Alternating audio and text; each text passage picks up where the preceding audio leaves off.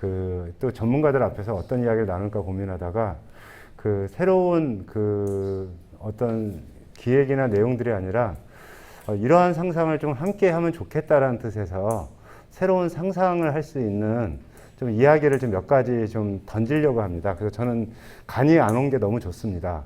그래서 그 여기 그 전라북도의 사회적 경제를 움직이시는 그 핵심적인 분들이 다 와 계신다고 생각되어지거든요. 선거에 참여하시는 분들을 제외하고서는 좀 그 대부분 핵심적인 분들이 와 계신 것 같아서 함께 이러한 고민들을 담론을 조금 다루면서 이후에 좀 비전을 내세우는데 함께 좀 나눴으면 좋겠다는 뜻에서 그 좀 제안 삼아 좀 드립니다. 이때요. 그래서 좀 주제와 조금 상관없다 하더라도 좀 같이 한번 토론거리로서 한번 이 얘기를 해주시면 좋을 것 같습니다. 그래서 일반론적인 이야기는 제가 할 수 있는 수준이 좀 아닌 것 같아서 그런 고민을 좀 다뤘습니다. 먼저 제 소개 잠깐 하면은 너가 왜 뜬금없이 웬 사회적 경제 이렇게 이야기하실 것 같은데 제가 그 93년도에 YMCA를 처음 올 때 제일 먼저 한 게 그 농촌에 가서 닭 잡아준 걸 가지고 도시에 공급하는 일을 했었습니다.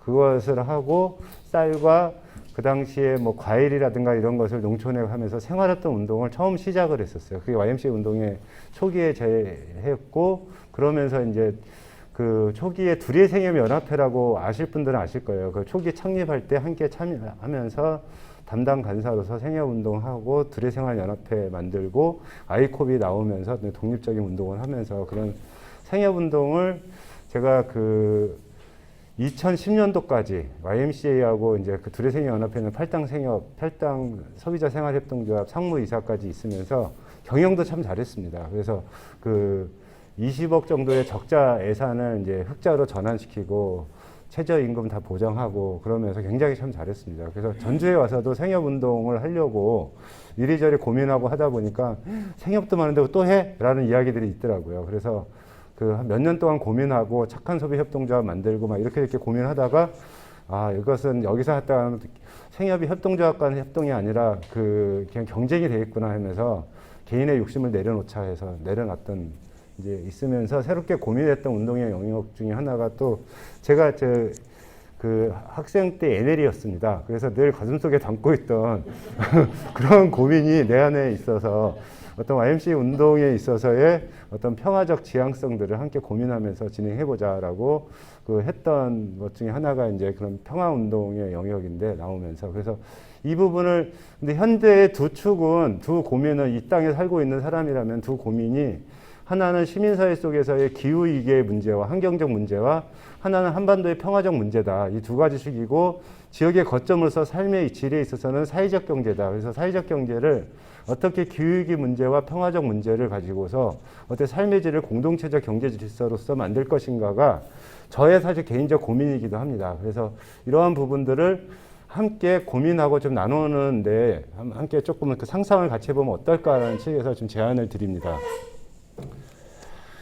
그래서 지금 현재 사회적 경제라고 하면은 공공적 영역, 지금 보면은 그 공적 자금에 대한 투여, 그리고 보호된 시장, 이것이 제가 느껴지는 약간 객관적으로 느껴지는 세 가지 주제라고 하면은 이건 것 같습니다.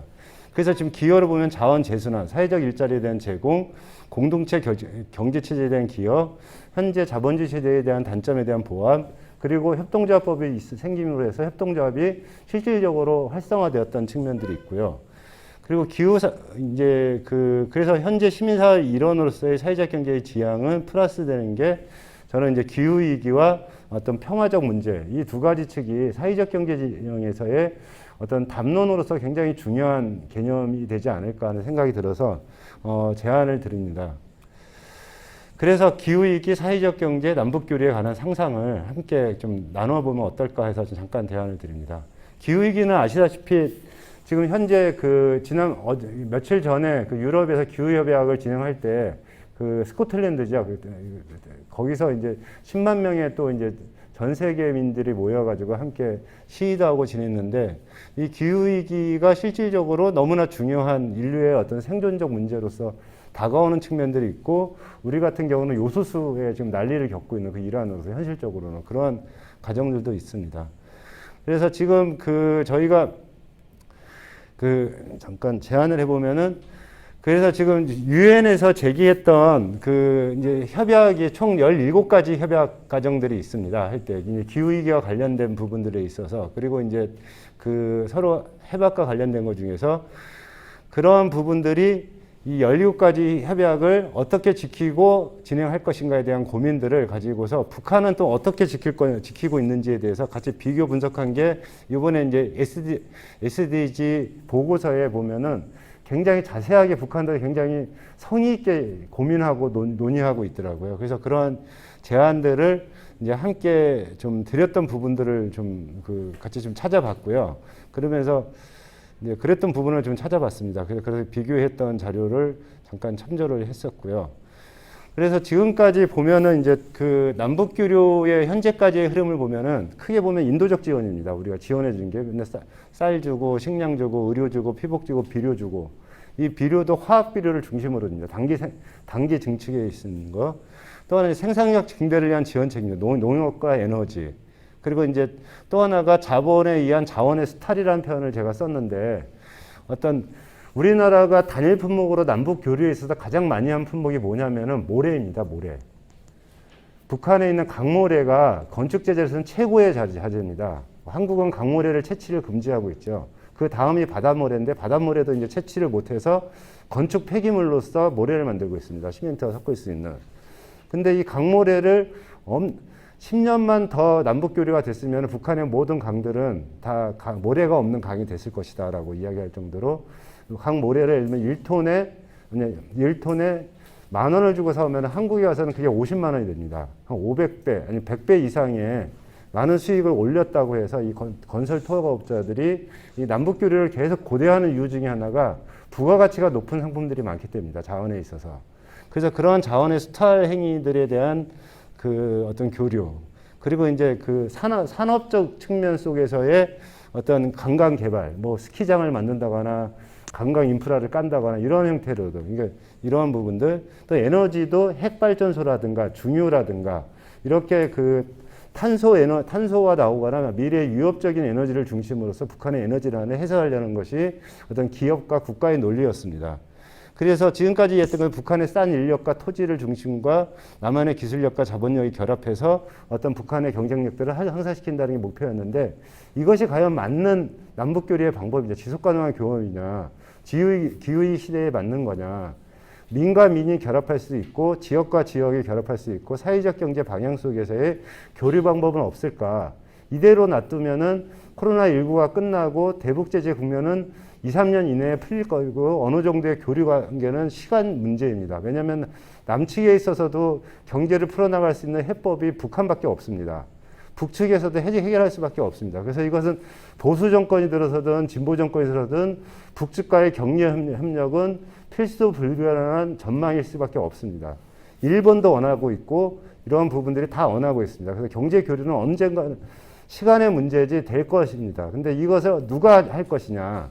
이대로 놔두면은 대자본에 의해서 북한의 어떤 자원의 수탈이라든가 어떤 자본의 착취라든가 노동의 착취라든가 이것이 또 다른 우리 60년대, 70년대 모습들이 그대로 닮아가는 형태가 될 것입니다. 그래서 저는 이것을 사회적 협동조합에서 사회적 협동 경제진영에서 이것을 고민해야 된다, 진지하게. 우리는 어떻게 이것을 준비할 거냐. 이러한 고민들을 우리 진영 내에서 해야지 이러한 자본에 의한 부분들을 막을 수가 있다는 생각이 듭니다. 2018년도에 가장 많이 나왔던 게 대동강 맥주에 대한 판매권입니다. 현지의 공장을 우리가 어떻게 가져올 건가에 대해서 많은 수천억을 들여서 그 대동강 맥주의 판매권을 가져보자. 이런 것들에 대한 대기업들 간의 결투가 있었습니다. 그리고 지금 그 대북교류협회에서 하는 민간교류 실무자, 북한 지원 실무자 교육을 들어가 보면은 누가 더 참여를 할까요? 저도 거기를 작년에 참여했었는데 80% 이상의 대기업 직원들이 참여하고 있습니다. 대우건설, 현대건설 이런 직원들이 가서 그냥 정책적으로 계속 공부하고 있어요. 대북교류협회에 들어가서 공부를 하고 있습니다. 사회적 경제 진영에서는 내가 그 교육생 명단을 보니까 단 한 명도 없습니다. 그러니까 이것은 관심이 없는 거죠, 할 때. 이것은 우리 영역이 아니야. 우리 지역의 영역이야. 로컬의 영역이야. 그 중앙의 영역은 국가의 영역이야. 공공의 영역이야. 그리고 국가의 부처는 나눠져 있거든요. 통일부에서 사회적 경제에 관심 있는 거는 사회적 기업 진흥과 유통하는 탈북민에 대한 사회적 그 기업 만드는 거에만 관심이 있습니다. 뭔지도 모릅니다. 담당자한테 문의를 해보니까 통일부 담당자는. 그래서 그러한 부분에 대한 고민을 우리가 이제는 좀 해야 된다라고 생각됩니다. 그래서 그런 제안들을 좀 드렸고요. 그래서 남측과 북측이 공세하면 북한의 지속 가능하고 항태 생경제 보존 차원에서 연대가 되고 국가와 자본, 대기업과 중기업에 의한 경제토대 구축에서 민과 민의 연대로서 바뀌어야 되고 사회적 경제 협동조합이 북의 민과 상생적 연대를 해야 된다라는 겁니다. 그래서 저는 우리 운동에서 가장 아쉬웠던 게 개성공단이 들어섰을 때 다 이게 자본에 의해서만 들어서는 게 아니라 우리 사회적 경제 진영들, 협동조합 진영들에서도 함께 실험을 했어야 된다는 생각이 드는데 단 한 곳도 없습니다. 왜 이분들이 지금도 들어가려고 할까요? 계속 들어가려고. 그렇게 당했으면서. 이런 시장이 없기 때문입니다. 월 10만 원을 주고 같은 언어를 쓰고 같은 기술력을 가지고 있는 고급 기술을 가지고 있는 시장이 없기 때문에 그냥 여기서 망하면 기업도 아니라고 했기 때문입니다. 그래서 이러한 부분들에 대한 고민이 있고 그러면 어떻게 들어가냐. 북한도 이미 경제적인 인프라가 깔려 있습니다. 계획경제 체제가 국가 중심의 경제 체제가 무너졌습니다. 시장 경제가 들어섰습니다. 장마당이 이미 들어서 있고 북한 경제를 뒷받침하는 큰 힘을 대고 있습니다. 북한의 장마당과 우리 사회적 경제가 만나면 됩니다. 북한은 이미 변했습니다. 그래서 이러한 장마당과 우리가 만날 수 있는 지점들을 고민하면 될 것이었습니다. 기계화가 되지 우리는 그 북한 바로하기 운동에서 우리를 중심으로 봤던 것은 평양을 중심으로 봤습니다. 그러나 우리의 서울과 진안의 차이보다 서울과 지방의 차이가 100배 이상의 차이가 납니다. 그래서 우리는 그동안 평양과만 결례를 했지 다른 지방과는 교류를 하지 않았던 부분들이 있습니다. 그래서 기계화 없이 손으로서 대부분의 영농을 하고 있습니다. 그래서 북한이 2019년도를 제외하고서는 연간 500만 톤 이상의 식량을 생산하고 있는데 올해도 550만 톤 정도를 한답니다. 근데 북한이 필요한 양이 650만 톤이다. 약 100만 톤 정도가 부족합니다. 이러한 부분들을 함께 고민하고 진행하는 과정인데 지금은 뭐 인도적 지원 차원에서 우리가 밀가루 운동, 보내기 운동이나 이런 것들을 해서 1차적으로는 진행을 했었는데 뭐 이래서 이제 이러한 부분들을 자원순환적으로 어떻게 진행을 할 것인가에 대한 부분들입니다. 그래서 저는 장마당에 굉장히 주목하고 있습니다. 의료 같은 경우도 헌옷을 인도적 지원으로 한다 그러면은 북한에서는 안 받습니다. 자존감이 굉장히 있어가지고요. 그러나 컨테이너 박스에 실어서 깨끗하게 해서 그것을 상품화 시킨다면 장마당에서는 가장 유행하고 좋아하는 옷이 한국 옷이라고 합니다. 한국 옷이 가장 잘 팔린다고 합니다. 그래서 이러한 것들을 경제체제로서 함께 할 수가 없을까? 식량도 그 화학비료를 우리가 그동안 지원하고 있는데 북한 내 유기질 비료 생산을 하고 있습니다. 그래서 이것을 자원은 무궁무진한데 이것을 퍼낼 수 있는 힘이 없고 그 퍼내면 그냥 줄 수는 없잖아요. 누군가 판매를 해야 되는데 판매를 살 수 있는 돈이 없습니다. 그래서 우리가 예전에 그 양고은행을 했듯이 먼저 그 빌려주고 나중에 벌어서 갚아라 하는 식으로 생산해서 갚아라 하는 식으로 이런 형태의 우리가 어떤 후불제 형태의 비료, 유기질 비료를 생산하고 북한 내에서 생산하고 판매하고 생산량을 증가시키고 이러한 것들을 지역사회와 함께 한다면은 좀 굉장히 의미 있는 사업이 될 것이다라는 겁니다. 이게 대표적으로 북한의 유기질 비료인 2탄입니다. 2탄이라고 석탄이 되기 전에 있는 그 지하 자원 중에 하나인데요. 그냥 땅에서 캐내면 있는 겁니다. 근데 이러한 부분들을 함께 캐내서 근데 캐내면은 사갈 사람이 있어야 되는데 돈이 없으니까 농장에서 못 사갑니다. 근데 국영농장인데 웬 돈이 필요하냐라고 하는데 그 북한 영농조합의 세부 이제 이러한 계획들이 있는데 다 우리가 할 수 있는 부분적으로 같이 연계해서 할 수 있는 부분들이 있습니다. 여기서 이제 협동농장과 국영농장의 차이가 있는데요. 협동농장은 경영의 주체와 체인 노동 조직들이 소득 분배 등에서 협동농장은 이 작업장 내에서 진행을 합니다. 그래서 국영농장들이 갈수록 줄어들고 협동농장 체제들이 강화되고 있습니다. 그래서 이 협동농장과 연대를 해서 함께 하면은 재미있을 것이다. 그래서 갈 수 있는 우리가 루트가 있는 것이 이제 낮은 선봉 지역 같은 경우가 이제 특구 지역이니까 이쪽을 중심으로 해가지고 함께 블라디보스토크를 통해서 진행하면은 재밌겠다라는 생각을 가지고 있습니다. 이것이 이제 하나의 하나누리라는 그러한 이제 지원단체가 했던 고민 중에 하나인데, 여기가 이제 비슷한 고민들을 함께 하고 있습니다. 그래서 농산물을 먼저 1단계로 지원을 해주고, 빈곤에 탈출하기 위해서 먹고 사는 문제들은 일단은 같이 고민을 하고, 농산물을 판매해서 가공하고 자립을 도달시켜 줄 수 있는 그런 체계들을 가지고서 고민하고 지원해주는 이제 개념들을 가지고 있습니다. 그래서 이러한 고민들인데요. 그래서 이러한 고민들을 진행하는데, 예전에 우리가 그냥 대북교류 차원에서 진행을 하면은 전에 우리 농민회에서 전농에서 트랙터 보내기 운동을 했던 거 기억나시죠? 그래서 한 30대 정도가 지금 5,500만 원 정도에 구입을 해서 지금 임진각에 있습니다. 대북제재 물품이라고. 저는 그거 할 때 참 너무나 상징적인 운동을 돈 많이 들여서 한다라고 생각했는데, 트랙터 북에서 만드는, 자체적으로 트랙터를 만들 수가 있어요. 그러면 이 만드는데 사용하는 비용이 약 1,500만 원 정도 됩니다. 근데 한국에 트랙터 가져가면은 그게 부품도 없잖아요. 한번 고장나면 그만이거든요. 그래서 난 그런 운동, 그런 좀 상징적인 운동은 돈 안 들어가게끔 하고, 실질적으로 돈이 들어가는 것은 트랙터를 한 대를 사줘가지고 북에서 직접 그것을 제작하고 판매할 수 있게끔 해주고, 내수 경제를 하고 지원해줘서 이것을 우리가 다시 회수하고, 뭐 이러한 과정을 통해서 진행된다면은 의미가 있겠다. 그래서 대표적으로 이제 당장이라도 할 수 있는 사업 중에 하나가 의료입니다. 그래서 이거는 바로 코로나 전국만 풀리면은 바로 진행할 수 있는 사업이기도 합니다. 우리가 동해에서 컨테이너 박스로 블라디보스토크에서 열차편으로 보내면 되니까요. 그러니까 이런 헌호 재활용이나 재활용 감소가, 얼마 전에 텔레비전 보니까 이거 재활용 해가지고 가져와서 아프리카에서 엄청나게 강바닥에서 썩어서 완전 폐기물로서 굉장히 해양을 오염시키는 주범으로서 또 활동하고 있더라고요.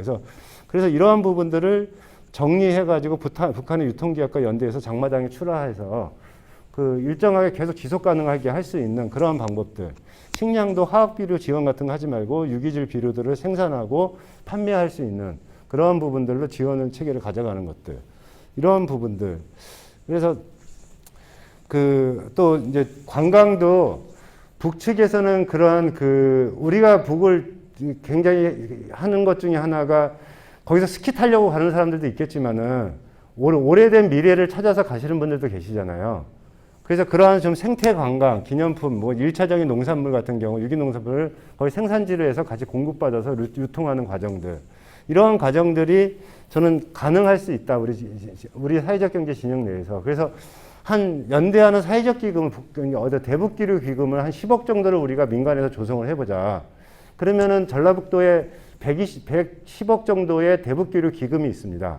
매칭을 하면 되거든요. 그러면 한 20억 정도의 돈을 가지고 함께 북측과 우리 사회적 협동조합과 함께, 우리 전라북도 예를 들면 대북기류 사회적 협동조합과 함께 이런 북한 한경도 인민위원회가 같이 사업을 할 수가 있습니다. 협동조합과 같이. 그래서 이러한 사업들을 좀 함께 협동조합 간 협동들이 같이 연대를 해서 사회적 기금들을 좀 모아가지고, 이러한 우리 전라북도와 우리 지역사회의 사회적 경제도 중요하지만 이게 좀 전체적인 그림들을 함께 그려보는 그러한 그림을 그리면 얼마나 좋을까 하는 생각이 듭니다. 그러니까 우리는 지금 평양만 봐서 계속 북한이 이제 괜찮다, 좋다 이렇게 이야기들을 많이 하는데, 실질적으로 농촌을 아까처럼 봐야 되는 부분들이 있습니다. 그래서 그러한 부분을 가지고 사회적 경제를 토대로 해서 대륙으로 평화로 가는, 그리고 이 기후위기 시대 때 우리의 관점으로 함께 그런 탄소 에너지가 배출되는 그러한 교류 방식을 지향하고 함께 살아가는 상생적 발전으로 나아가보자라는 뜻에서 좀 제안 삼아 상상적으로 해서 잠깐 서두로 말씀드렸습니다. 감사합니다.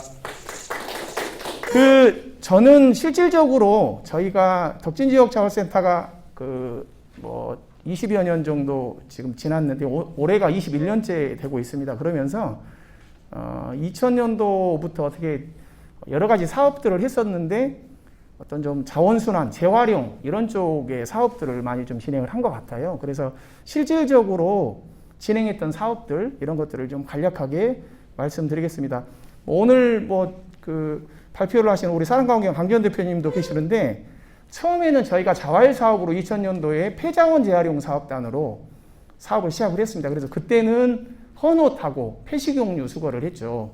그래서 헌옷은 수거를 해서 그때만 해도 이렇게 막 헌옷 수거하는 사람들이 많지가 않았고 거의 뭐 자활에서 유일하게 그 일을 했었죠. 그리고 그거를 그게 이 헌옷을 하는 사람들도 정말 깨끗하게 내놓고 그래서 저희가 송천동에 대포방트라고 하는 매장을 만들어서 헌옷을 비롯한 그런 재활용품 판매장을 운영을 한 경험이 있고요. 그다음에 그 통닭집이라든가 이런 식용유를 쓰는 그런 데에서 보면 그때는 폐식용유를 막 이렇게 뭐랄까 이렇게 지금처럼 막 비누를 만들거나 이런 것들이 활성화되지 않아서 아마 제 기억으로는 익산 웅포에 그 폐식용유를 비누로 만든 공장이 있었습니다. 그래서 푸름이라고 하는 상표를 저희가 아마 강재현 대표님이 그 이야기를 아마 했는데 폐식용유를 수거해서 비누를 만들어 가지고 폐식용유를 주는데 다시 또 비누로 공급하고 했었던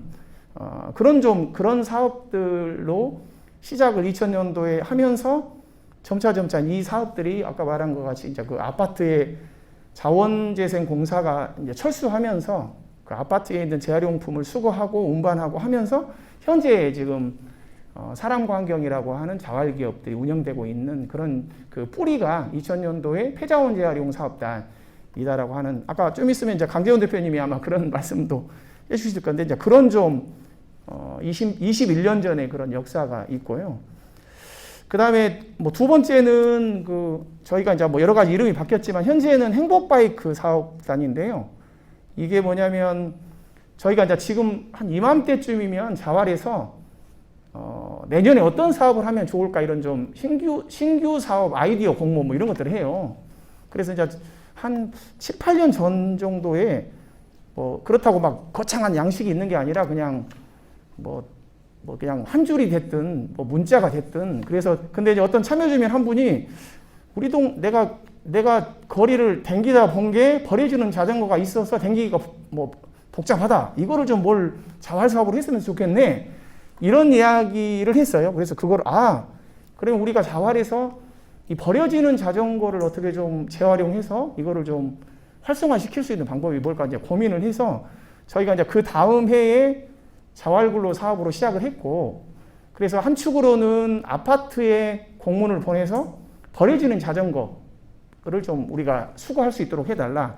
그리고 또 한 축으로는 전주에 있는 자전거포를 사장님들을 찾아다니면서 우리가 이 자활 사업으로 이걸 하고 있는데 기술을 좀 가르쳐줘라. 이분들의 그런 일자리. 그래서 그렇게 해가지고 수거해가지고 처음에는 그 자전거를 재활용을 해서 주로 이제 이렇게 뭐 보육원이라든가 이런 좀 어려운 분들, 어르신들 그리고 이제 또 그런 것도 했을까. 시민들에게 저희가 자전거를 가져와서 그 KBS에서 4시에 무슨 그 가요 프로그램이 있는데 사연을 보내요. 사연을 내가 자전거가 필요해요. 그런 것들을 보내면 100명에게 청취자 100명에게 또 자전거를 이렇게 좀 전달했던 그런 좀 기억도 있습니다. 그래서 현재는 전주에 꽃싱이라고 하는 공용 자전거, 서울은 따릉이가 있죠. 전주는 무인 시스템이 아니라 사람이 거기 대여소에서 9개 대여소에서 아무 곳에나 빌려가지고 아무 곳에나 반납을 하는 건데 자활에서 그거를 위탁 운영을 하고 있죠. 한 거의 1억 한 2천 정도의 위탁 금액을 받고 운영을 하고 있고 그렇습니다. 그리고 이제 저희가 지금 아마 경기도 수도권에서 운영하고 있는 타조라고 하는 자전거가 있는 것 같아요. 이게 보니까 카카오바이크의 가격을 한 6분의 1 정도 한 달 뭐 무제한 타도 한 10,000원 정도면 탈 수 있도록 하는 건데 지금 수원, 고양, 그다음에 인천 연수, 그다음에 용인, 그다음에 아마 내년에 전주에 이 자전거가 들어와요. 그러니까 근데 이제 자전거가 그 카카오바이크는 전기 자전거잖아요. 근데 이거는 기어가 없고 그냥 1단 기어밖에 없고 그다음에 타이어도 그냥 통 타이어인 거예요. 그러니까 자전거가 고장이 안 나게 만든 거예요. 그래서 그거가 전주에 들어올 계획인데 아마 그거를 그 타조하고 저희가 협약을 해서 그 수리센터, 그러니까 이 자전거를 운영하는 데 있어서 그런 것을 덕진자활센터가 이렇게 좀 한번 해보겠다. 보통 팀장 1명, 팀원 1명, 트럭 한 대를 본사에서 이게 제공을 해주는가 봐요. 그래서 그거를 일반 업자들한테 주지 말고 사회적 경제인 자활 쪽에 줘서 이렇게 좀 일자리도 만들고 했으면 좋겠다. 뭐 이런 일들을 하고 있고, 뭐 지금 자전거 정책과하고 뭐 이게 부지도 알아보고 다니고 있다라고 하는 말씀을 드립니다. 그리고 세 번째는 저희가 뭐 처음부터 디자인을 하거나 예산을 투입한 건 아닌데, 전주 지속가능발전협의회에서 그런 좀 제로 플라스틱, 제로 웨이스트 이 사업을 관련돼서 아마 이 전북대학교에 있는 한 16개 카페가 있더라고요. 전북대학교 안에 한 3개 정도 카페가 있고, 구정문, 신정문 쪽에 해가지고 총 16개 카페가 있는데, 여기하고 이야기가 됐나 봐요. 그래서 그 스텐으로 돼 있는 컵을 아무 카페에서 일회용품을 쓰지 않고 거기를 가지고 가서 커피를 마시고 아무 16개에 있는 아무 카페에다 갖다 줘도 되고, 그 다음에 이제 이거를 가지고 학교를 들어가면 학교에 6군데 정도의 이제 드럼통으로 이렇게 만든, 제가 이제 보여드리면 좋은데 아마 드럼통으로 해가지고 재활용을 해서 가운데에는 음식물을 버리는 게 있고, 가에는 이렇게 그 컵, 이게 일회용 컵 수거하는 거 같이 이렇게 컵을 딱 이게 들어가는 게 있어요. 그러면 학생들이 커피숍에서 가서 그 컵을 가지고 와서 먹고 거기다가 음식물은 버리고 컵을 거기다 놓으면 자활센터에서 저희가 매일 하루에 한 번 출동해가지고 컵을 수거해서 그 다음에 세척하고 살균 소독해가지고 그 다음날 카페에 갖다 줬거든요. 그러니까 한 2번 정도, 그리고 이제 거기 드럼통, 수거한 컵, 여기를 이제 세척하는 것들도 당연히 가서 진행을 하고 있고 그렇습니다. 그래서 지금, 그래서 이제 저희가 아마 연말까지 이거를 수행을 하고 있는데, 저희가 이제 고민을 하는 거는 뭐냐면, 이렇게 전북대학교에서 처음에 이거를 시작을 해. 그리고 자활이 처음에는 붙지만, 자활이 이렇게 빠지면 16개 카페가 자동으로 자기들이 네트워크를 이게 연결이 돼서 그냥 아무 데서나 먹고 갖다 주고, 먹고 갖다 주고, 그 다음에 뭐 내년에는 전주대학교에 또 그 권역에서 또 하고, 또 내년에는 뭐 원도심에서 하고, 뭐 이렇게 하면 뭐 이런 것들이 계속적으로 늘어나면 전주시는 뭐 일회용 컵이 없는 도시 뭐 이렇게 해가지고 확대가 되지 않을까, 뭐 그런 꿈을 가지고 좀 한번 이 사업을 한번 해보자라고 했는데, 아무튼 지금 어떻게 계속 논의를 하고 있는데 어떻게 이게 전개가 될지는 잘 모르겠습니다. 그래서 지금 그 사업을 하고 있다라고 하는 말씀을 드리고요. 그 다음에 네 번째 카페 일회용컵 수거 사업은 제가 강재원 대표님 자료를 보니까 거기에 자세하게 설명이 나와 있어요. 그래서 이거는 그냥 참고로 보시면 될 것 같습니다. 이거는 강재원 대표님께서 발표를 해주시면 되고요. 커피박 사업 같은 경우에도 아마 그 자료회가 있어서 조금 이따가 발표할 때 들어보시면 될 것 같습니다. 그리고 6번째는 제가 이제 우연히 그 기사를 보니까 여기 전라북도의 혁신도시가 국토정보공사, 뭐 국민연금공단, 농촌진흥청, 전기안전공사 이게 이제 지방이양으로 내려왔거든요. 전주 완주에. 근데 여기가 보면 매년 사회공헌 사업을 해요. 그래서 뭐 차도 사주고 막 뭣도 해주고, 커피박 관련돼서 또 이렇게 뭐 장소 임대료도 주고 막 여러 가지를 하고 있는데, 공유우산이라고 하는 게 있더라고요. 공유우산. 그래서 여기가 지방이양 사회공헌 팀에서 4년 동안 4,000개 우산을 구입을 해가지고 뭐 24곳에서 이거를 활용을 하고 있대요. 근데 뭐 제가 이제 저희 국토정보공사 본사에 저희 덕진자활센터 카페가 있는데, 제가 그래도 한 20번 이상 가봤는데 우산 꼴을 못 봤어요. 근데 아니 4,000개가 깔려 있는데 뭔 우산이 어디 갔냐 그랬더니 어디 안내 데스크 옆에 보이지도 않는 데가 처박혀 있고, 그다음에 이게 그래서 이제 저희가 제가 제안한 건 아니고 경제통상진흥원하고 그다음에 수공예협동조합하고 그다음에 학산복지관하고 저희 자활센터하고 모여서, 야 이거를 이 공유 우산을 그동안 막 새 것을 사가지고 막 깔지 말고 일단 4,000개가 깔려 있고, 그 다음에 시민들이 보면, 저도 이제 우산을 써보지만 그냥 뭐 이게 살 때가 하나 살짝 부러지거나 어디가 실밥이 풀러지면 요즘 다 그걸 갖다 버리거든요. 근데 정말 아까워 이거 막. 그래서 그러면 이거를 그냥 자활이 어쨌든 저쨌든 뭐 돈 되고 안 된 거를 떠나서 이걸 한번 하자. 우산을 수리하고 이거를 공유 우산으로 활용하고, 대신에 그런 좀 사회공헌 기업들한테는 그냥 우산 구입하는 비용을 쓰지 말고 이거를 관리하는 비용으로 차라리 수리비로 해가지고 지원을 해주는 게 훨씬 낫겠다, 이런 제안을 지금 하고 있고요. 그래서 수공예 협동조합 같은 경우에는 어떻게 이야기를 하고 있냐면, 이제 우산을 버려지면 이게 우산이 비닐도 있지만 천으로 돼 있고 이게 있잖아요. 그래서 이 우산 천을 가지고 뭐 가방도 만들고 뭐 보니까 이게 잘 만들더라고요. 디자인을 좋게 해가지고. 그래서 수공예 협동조합은 우산 천을 활용하는 이런 거. 그리고 이제 저희가 덕진자활센터가 인력이 있는데 그 사람들이 한쪽의 공간에서 그 기술을 배우고 우산 뭐 수리하고 할 수 있는 공간을 제공하는 거. 그래서 지금 확정된 것은 전주 새활용센터에 들어와 있는 그런 수공예 협동조합 한 단체가 저희한테 덕진자활센터에다 그 공간을 좀 내주기로 했어요. 그래서 이제 내년부터는 우산을 수거하고, 그래서 그리고 이제 학산복지관 같은 경우에는 지금 꽃전이라고 해가지고 전주시 평화동이 보면 가장 전주에서 영구임대 아파트가 많고 가난한 지역이거든요. 근데 이제 거기가 지역에서만 이렇게 통용되는 그런 화표가 전주 꽃전이라고 하는 시범 사업을 한 3년 전에 했어요. 그래서 그러면 이제 그분들이 꽃전을 가지고 가면 뭐 할인을 해주거나 뭐 여러 가지 혜택을 주는, 그러니까 이제 그 사업을 원래 사회적 경제 네트워크에서 시범 사업으로 리빙넷 사업으로 했던 것을 학산복지관으로 이게 이관을 했거든요. 근데 이제 거기에서도 그런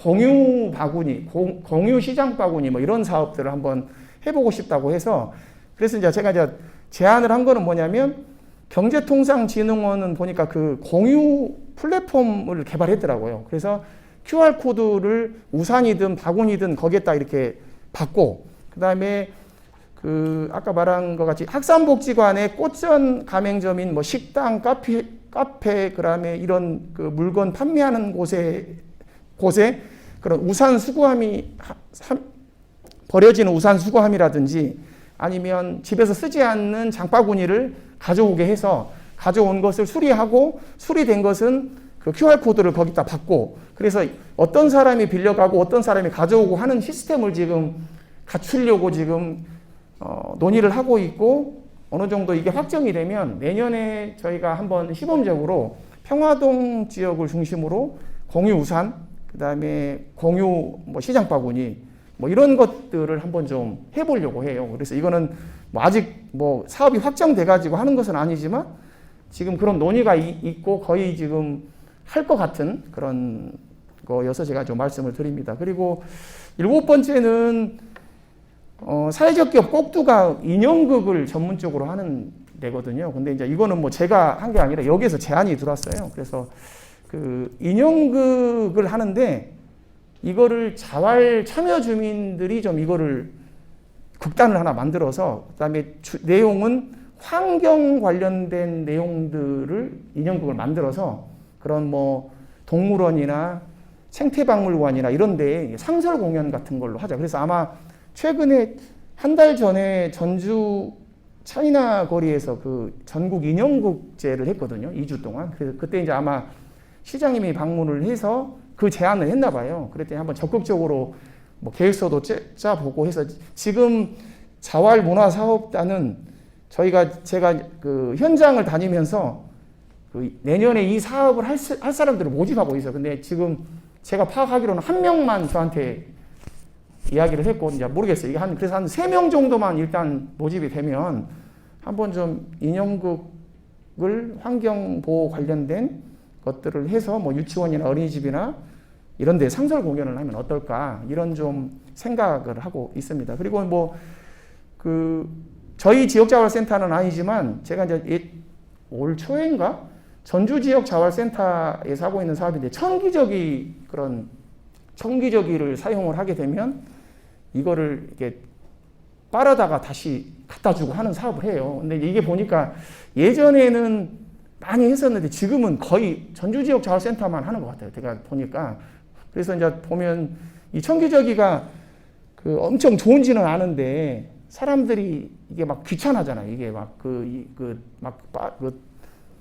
뭐 젖어 있는 거를 또 가지고 다녀야 되고 하다 보니 그러니까 이 편리성하고 그다음에 이 의미 있는 거하고 항상 이게 이 환경 자원 재생 근데 저는 이제 이 청기저귀 사업이 이렇게 좀 활성화되고 우리가 정말 편리한 것을 조금만 좀 없애고 정말 아까 말한 것 같이 환경도 보호하고 일자리도 늘리면서 의미 있는 일을 할 수 있는 게 있는데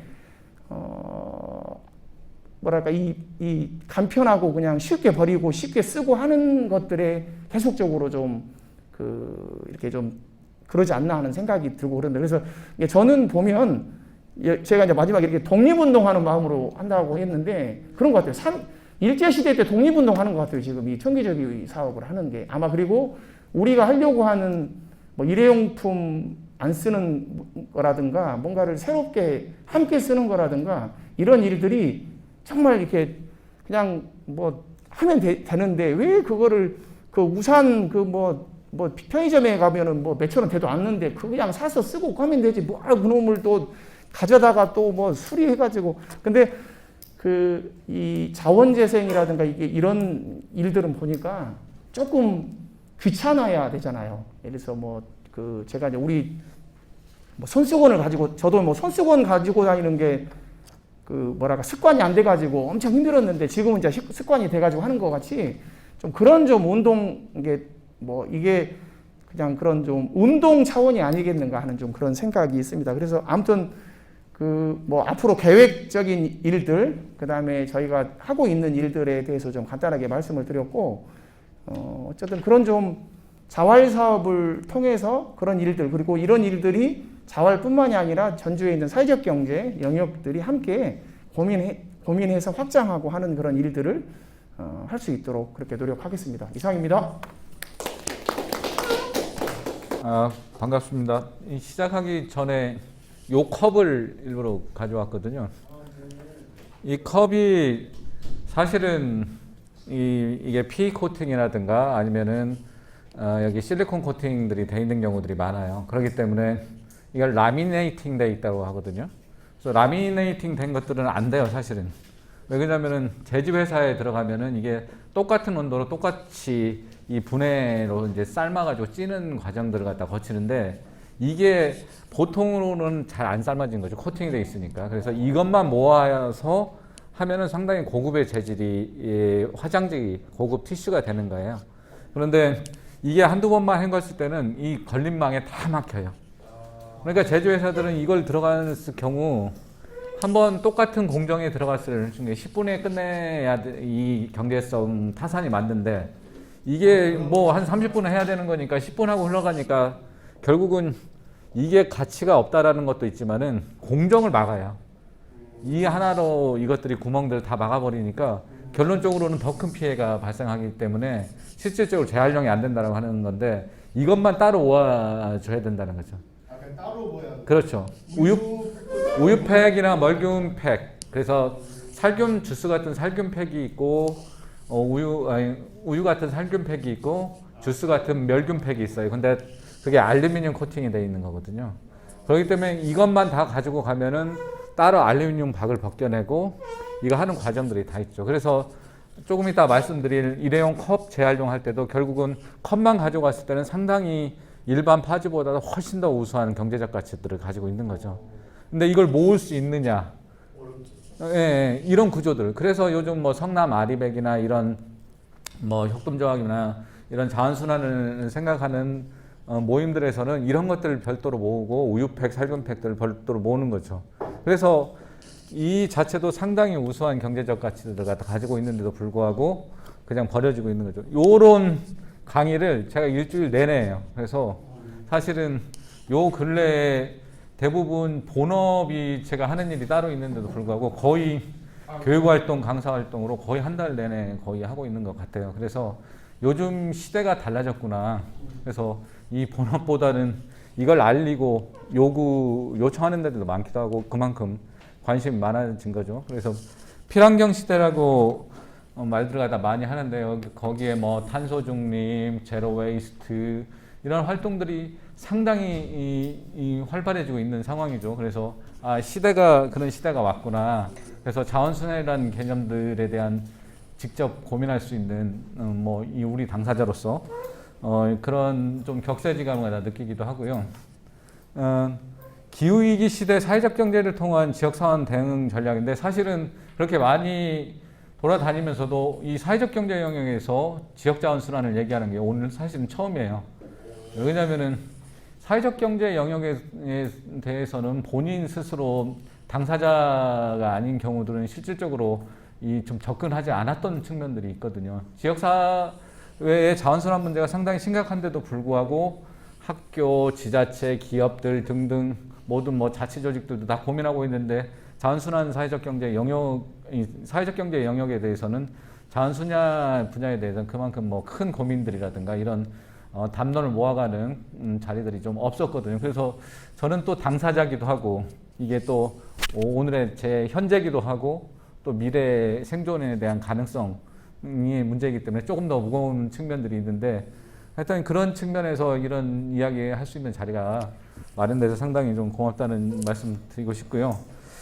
예, 일단은 그럼 진행을 해볼까요? 사실은 자원순환의 문제를 가지고 지역에 상당히 전주 지역의 특수한 자원순환의 문제가 상당히 심각한 부분들이 많아요. 그게 스타트업이나 사회적 경제로 연결될 수 있는 문제도 많은데 그러려면은 지역 자원순환 문제에 대한 부분들을 좀 앞으로 심도 있게 좀 다른 모임들이 된다라고 한다면 좀 집어가면서 그 문제를 해결할 수 있는 방안들에 대해서도 모아갔으면 좋겠고 오늘은 좀 사례 발표라 좀 최대한 짧게 하도록 노력하겠습니다.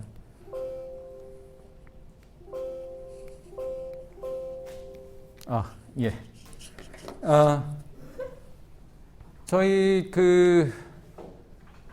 재활용에 관한 문제들이나 자원순환 문제들이 사실 촉발점이 됐던 계기가 재활용 수거 대란이라는 측면이 있어요. 물론 플라스틱 문제라든가 기후위기에 관한 부분들은 이전부터 지속적으로 문제 제기돼 왔지만은 지금처럼 자원순환이 우리 코앞에 당면한 문제로 인식했던 측면은 재활용 수거 대란이라는 부분이 2018년도, 2019년도 오면서 사실 우리의 피부에 닿는 문제로 발생을 했고 이 자체가 탄소 중립, 그린 뉴딜까지 이어지는 그런 촉발점이 됐다라고 보면 되는데요.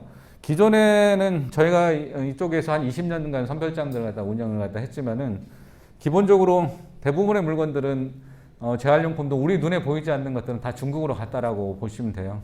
쓰레기들도 우리가 선별하고 남은 쓰레기까지도 중국에서 다 사갔으니까 사실은 재활용이 되지 않는다라고 부분까지도 다 사갔어요. 그러니까 세계 쓰레기장이라고 볼 수가 있죠. 그래서 중국이 전체 폐기물의 56%를 가져갔는데 우리나라가 실질적으로 지금 재활용되지 않고 있는 70% 정도를 중국이 다 처리를 갖다 해주고 있었던 거죠. 그런데 이게 우리나라의 문제만 아니에요. 미국이라든가 유럽이라든가 이런 문제들이 전체적으로 전반적으로 세계적으로 큰 쇼크를 줬던 게 이 중국의 모든 재활용품에 대한 수입 금지를 갖다 내렸던 거죠.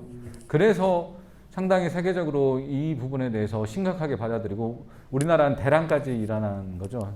수거를 갖다 중단된 거예요. 중국이 막히니까 이 기업들이 아예 수거를 갖다 못하는 수준까지.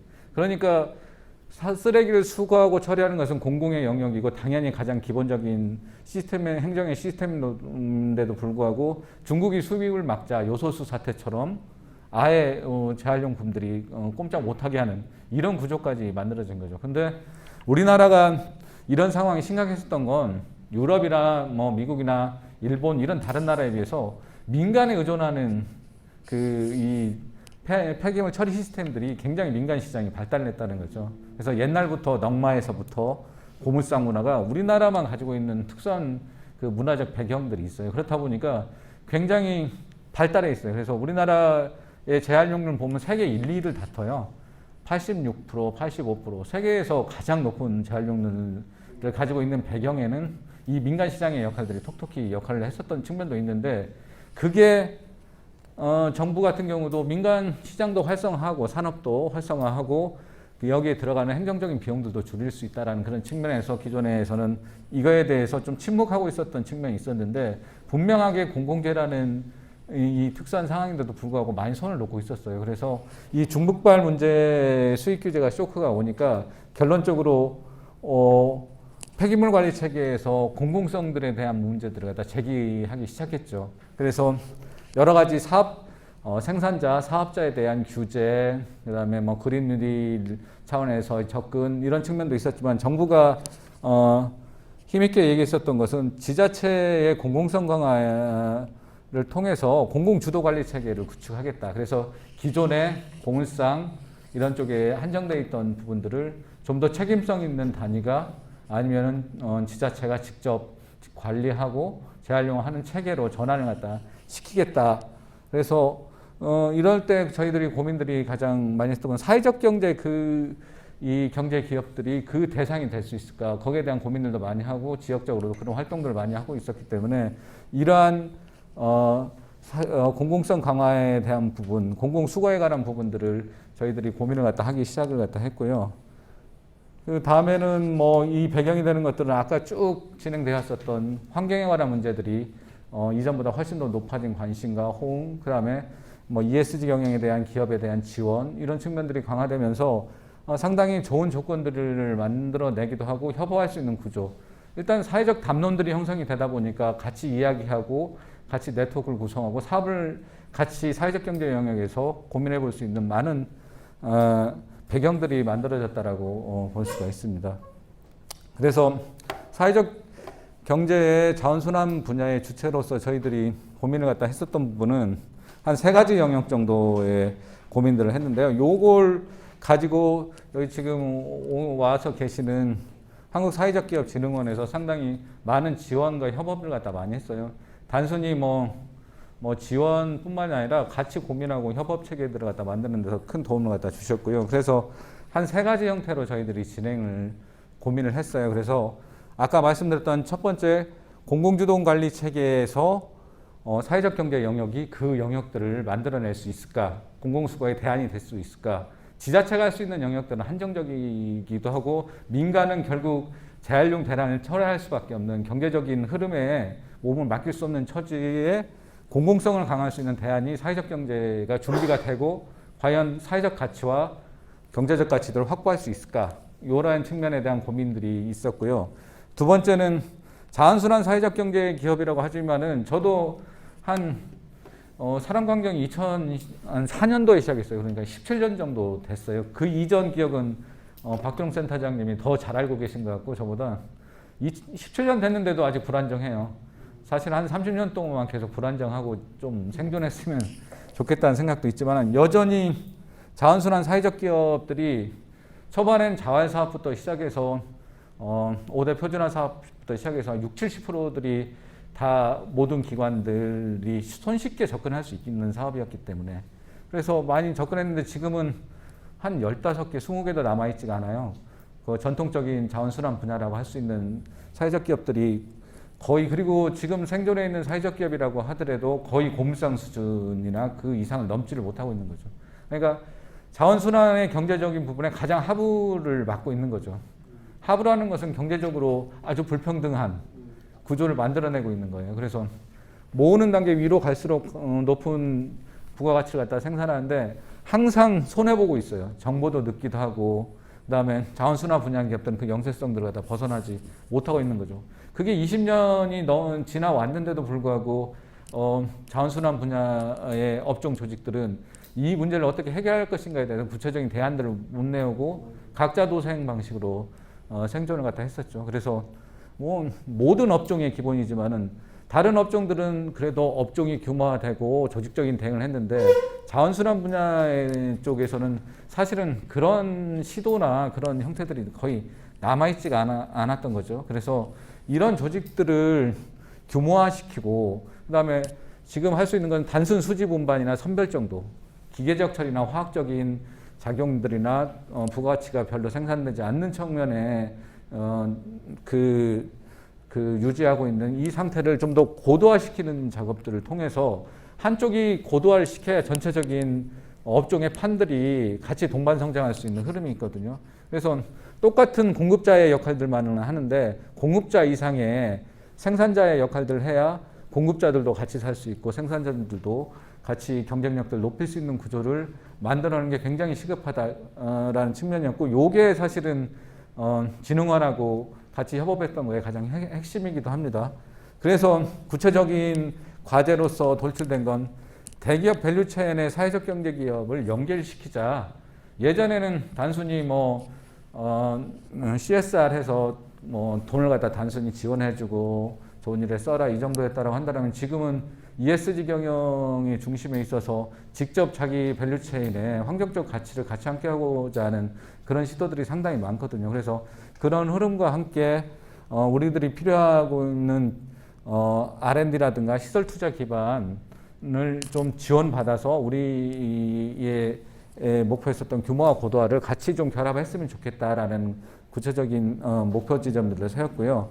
세 번째는 환경부 정책의 그린 뉴딜에 따른 일자리 창출도 있지만 사실은 자원순환 부분들에 대한 제도들도 많이 변화하고 있거든요. 그래서 단순히 그린 뉴딜이라고 해서 그냥 어디 쓰레기 줍고 기존의 노인 일자리 정도에 폄하하는 건 아니고요. 노인 일자리 정도의 청소를 정리해준다든가 이 수준보다는 좀 더 지속적이고 새로운 가치들이 이 환경 제도 변화에 따른 측면에서 일자리가 좀 안정적으로 발굴됐으면 좋겠다 해서 단순히 막 우리가 하는 일에서 일자리 지원해달라가 아니라 기존의 시장들을 해치지 않으면서 새롭게 일자리들이 확보되는 영역들에 대해서 우리가 좀 제도적인 접근들이 필요하지 않겠느냐라고 해서 일회용 컵 회수가 2022년도 내년부터 6월 10일부터 시작돼요. 그러면 이걸 회수하고 다시 보증금으로 사업을 해야 되는 새로운 일자리 영역들이 생기니까 이건 우리 좀 취약계층이 좀 많이 다수 포함되어 있고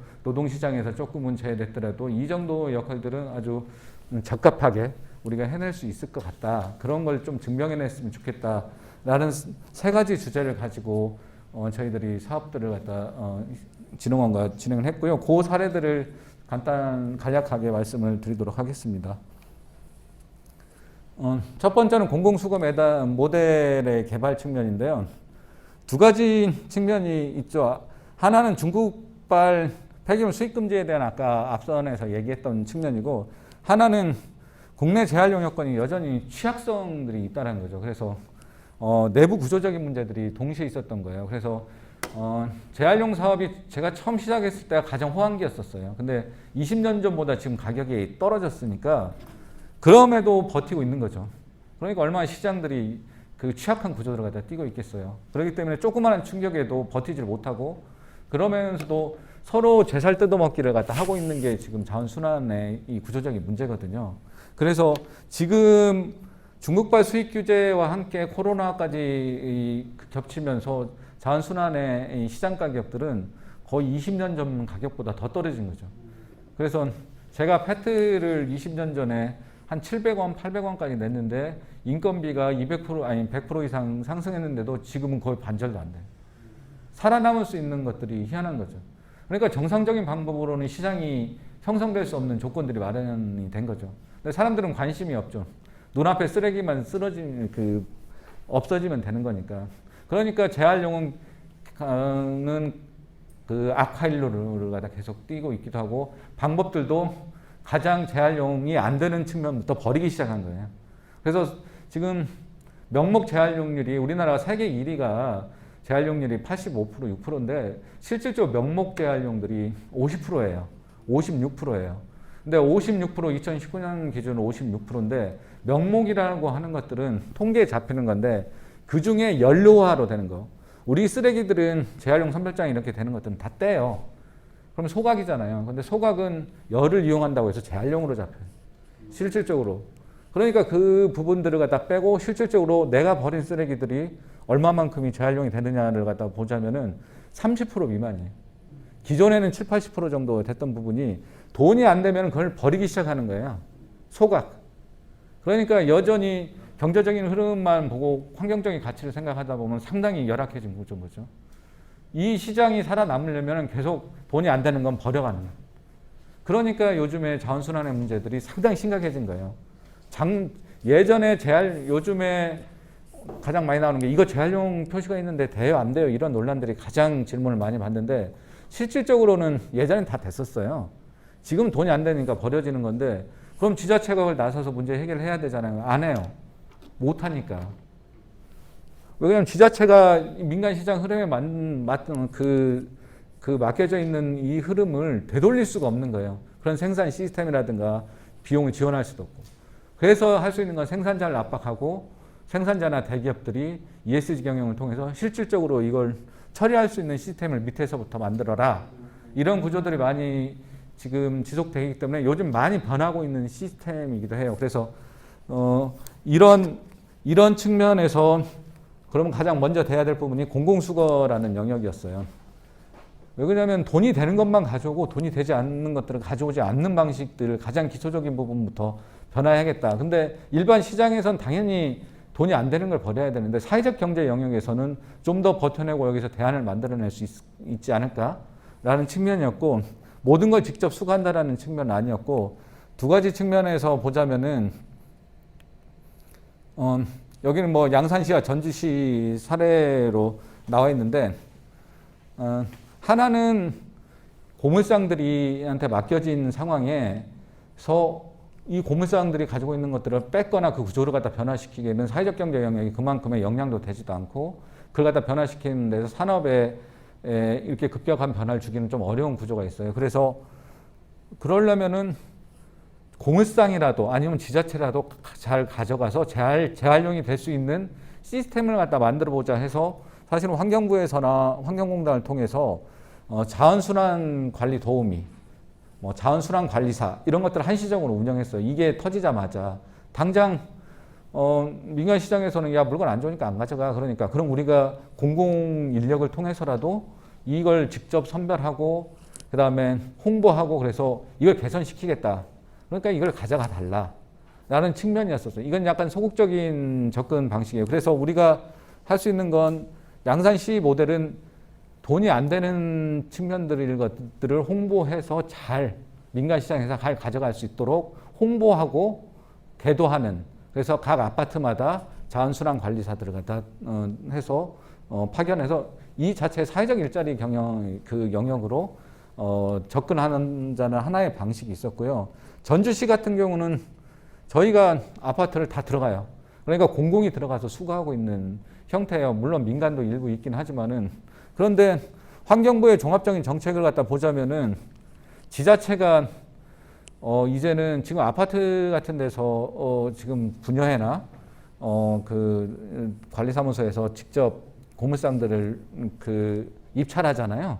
그래서 돈이 적합하거나 많은 데들 갖다 취사 선택할 수 있는 건데, 공공성의 강화에 환경부가 가장 먼저 진행했었던 건 관리 주체를 지자체로 가져오겠다. 원래 환경부가 가져가겠다, 정부가 가져가겠다고 해야 되는데 이걸 직접 하기 힘드니까 지자체가 그럼 직접 관리해라. 그래서 나온 게 통합수거 시스템이었어요. 그러니까 이걸 고물상에다가 민간시장에서 입찰 방식이 아니라 시가 지정하겠다. 적절한 가능성과 사회적 가치도 가지고 있고 수행 능력도 있고 이런 업체들을 통해서 공공이 직접적으로 지자체가 관리하는 업체들을 통해서 통합수거하겠다. 모든 품목들을 통합수거하겠다는 거예요.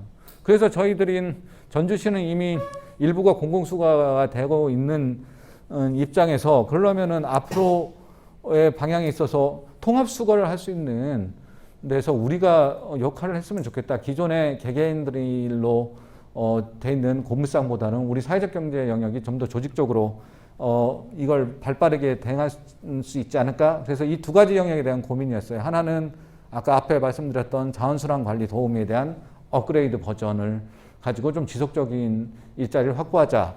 하나는 좀 더 시장 경쟁에 공공시장이 열린 거니까 공공시장에서 사회적 경제가 하나의 영역들을 확보하고 발굴해 보자. 이런 두 가지 영역으로 고민하고 조사 사업들도 진행이 됐고요. 현재 올해까지 시범 사업을 지속적으로 하고 있어요. 그래서 양산은 아까 자원순환 관리 도우미 모델을 지속적으로 하고 있고, 전주시도 저희 덕진 지역자활센터와 결합해서 수거 전문 회사를 갖다 통합 수거를 할 수 있는 그 시스템들을 만들려고 지금도 시범 사업들을 가지고 올해 사업이 정리되면 그 성과들을 갖다 한번 정리를 갖다 해보려고 하고 있고요. 그래서 중요한 부분들은 요겁니다. 요 부분들에 대해서 정책 제안을 했으면 좋겠다. 이런 사회적 경제가 지금까지 1년여 동안 자원순환 관리 도우미 역할이라든가 통합수거에 대한 역할들을 해봤는데 이런 가치들이 사회적 일자리와 그린 뉴딜과의 어떠한 접합점과 어떤 가능성들, 그다음에 그 어떤 효과들을 냈는지에 대한 부분들을 가지고 환경부라든가 지자체에다가 직접적으로 제안해서 이 사업들을 갖다 발굴해내가는 그런 과정들을 갖다 밟으려고 하고 있습니다.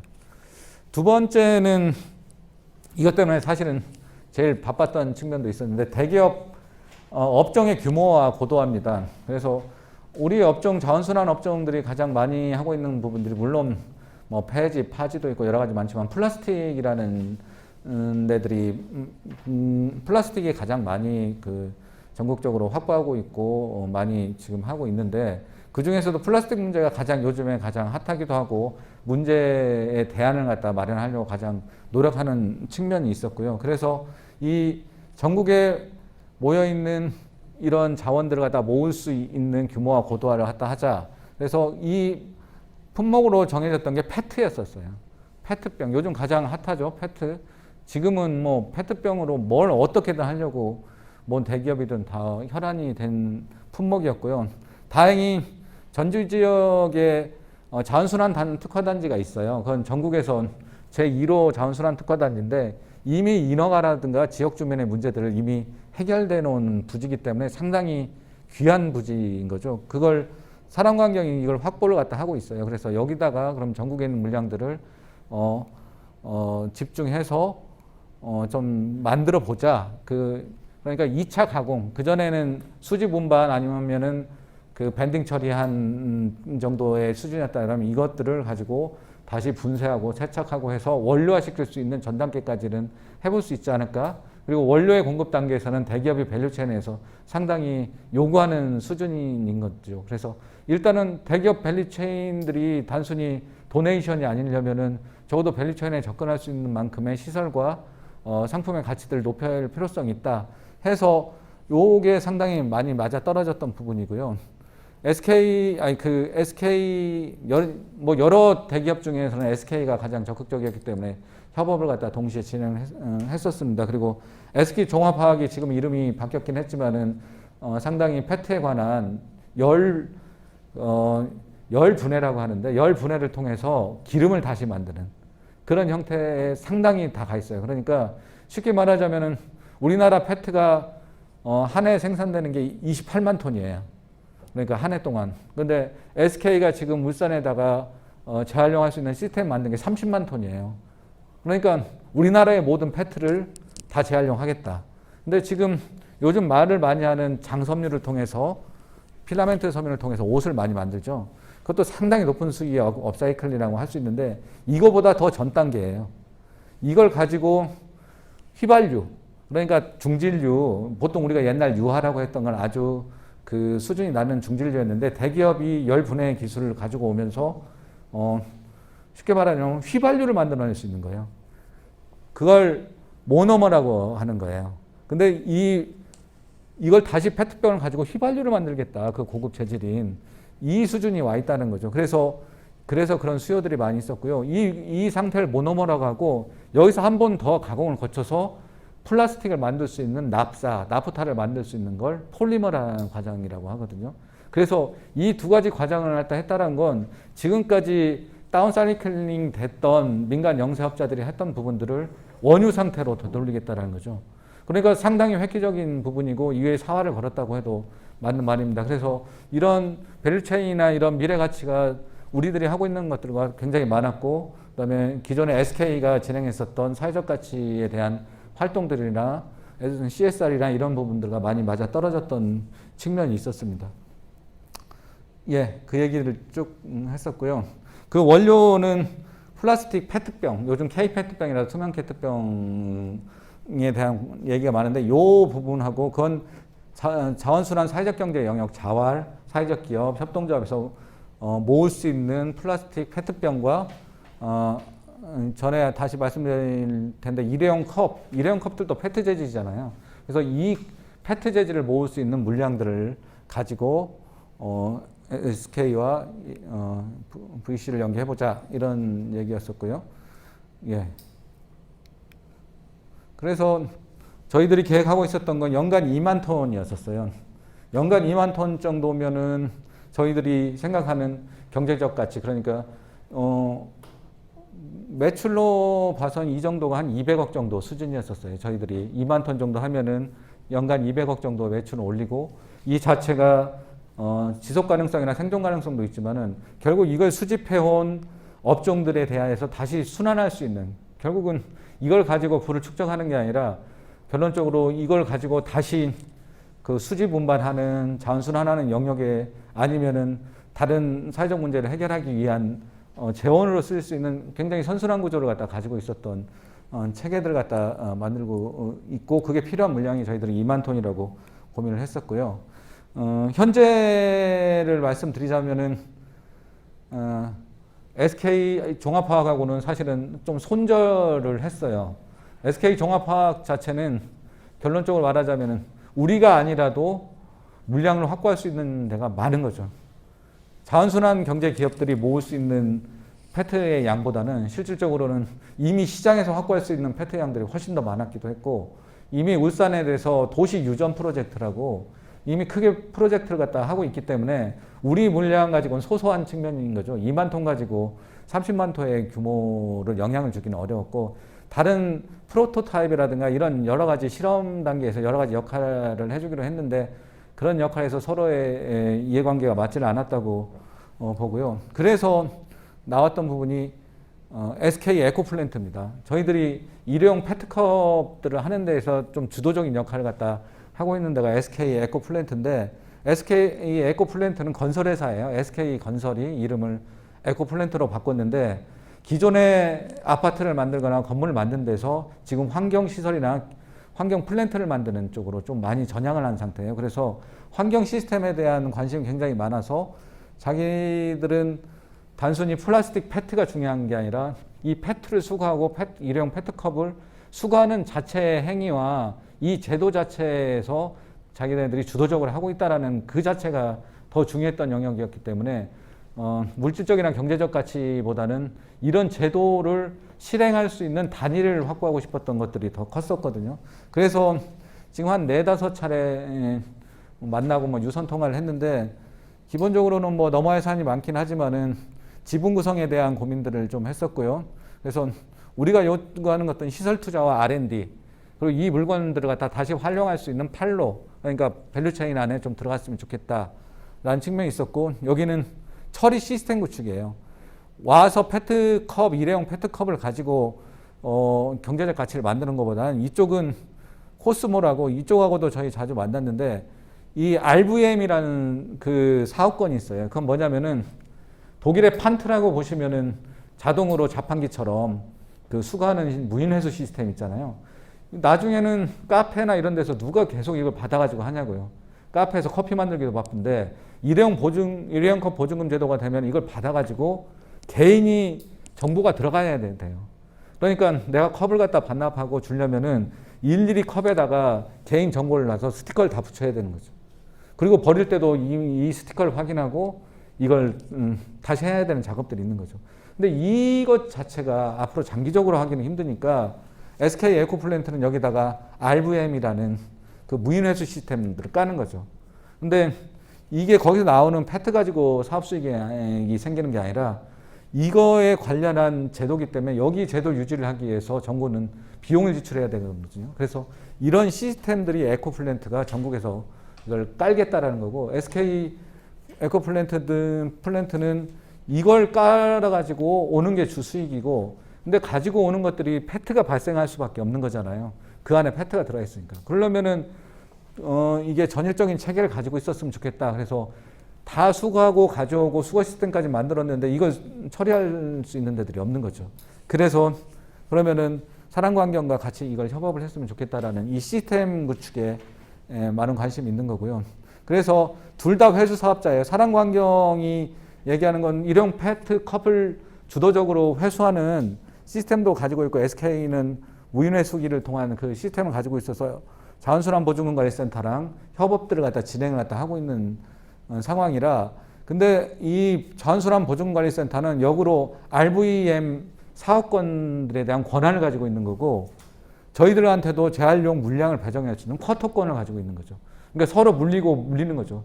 협조할 수 있으나 걔네들도 권한을 가지고 있기 때문에 이런 협조 체계들이 상당히 중요하게 맞물려 있기 때문에 이 투자하는 과정에서도 상당히 좀 조심스럽게 진행되는 측면도 있습니다. 그래서 재원들은 이쪽은 동반성장펀드나 상생펀드 기본 자기 지분을 갖다 요청하고 있고 그 대신 자기네들이 90% 이상을 가져갔으면 좋겠다라고 얘기를 갖다 하는 건데 저희는 그러면은 안 된다라는 입장이고요.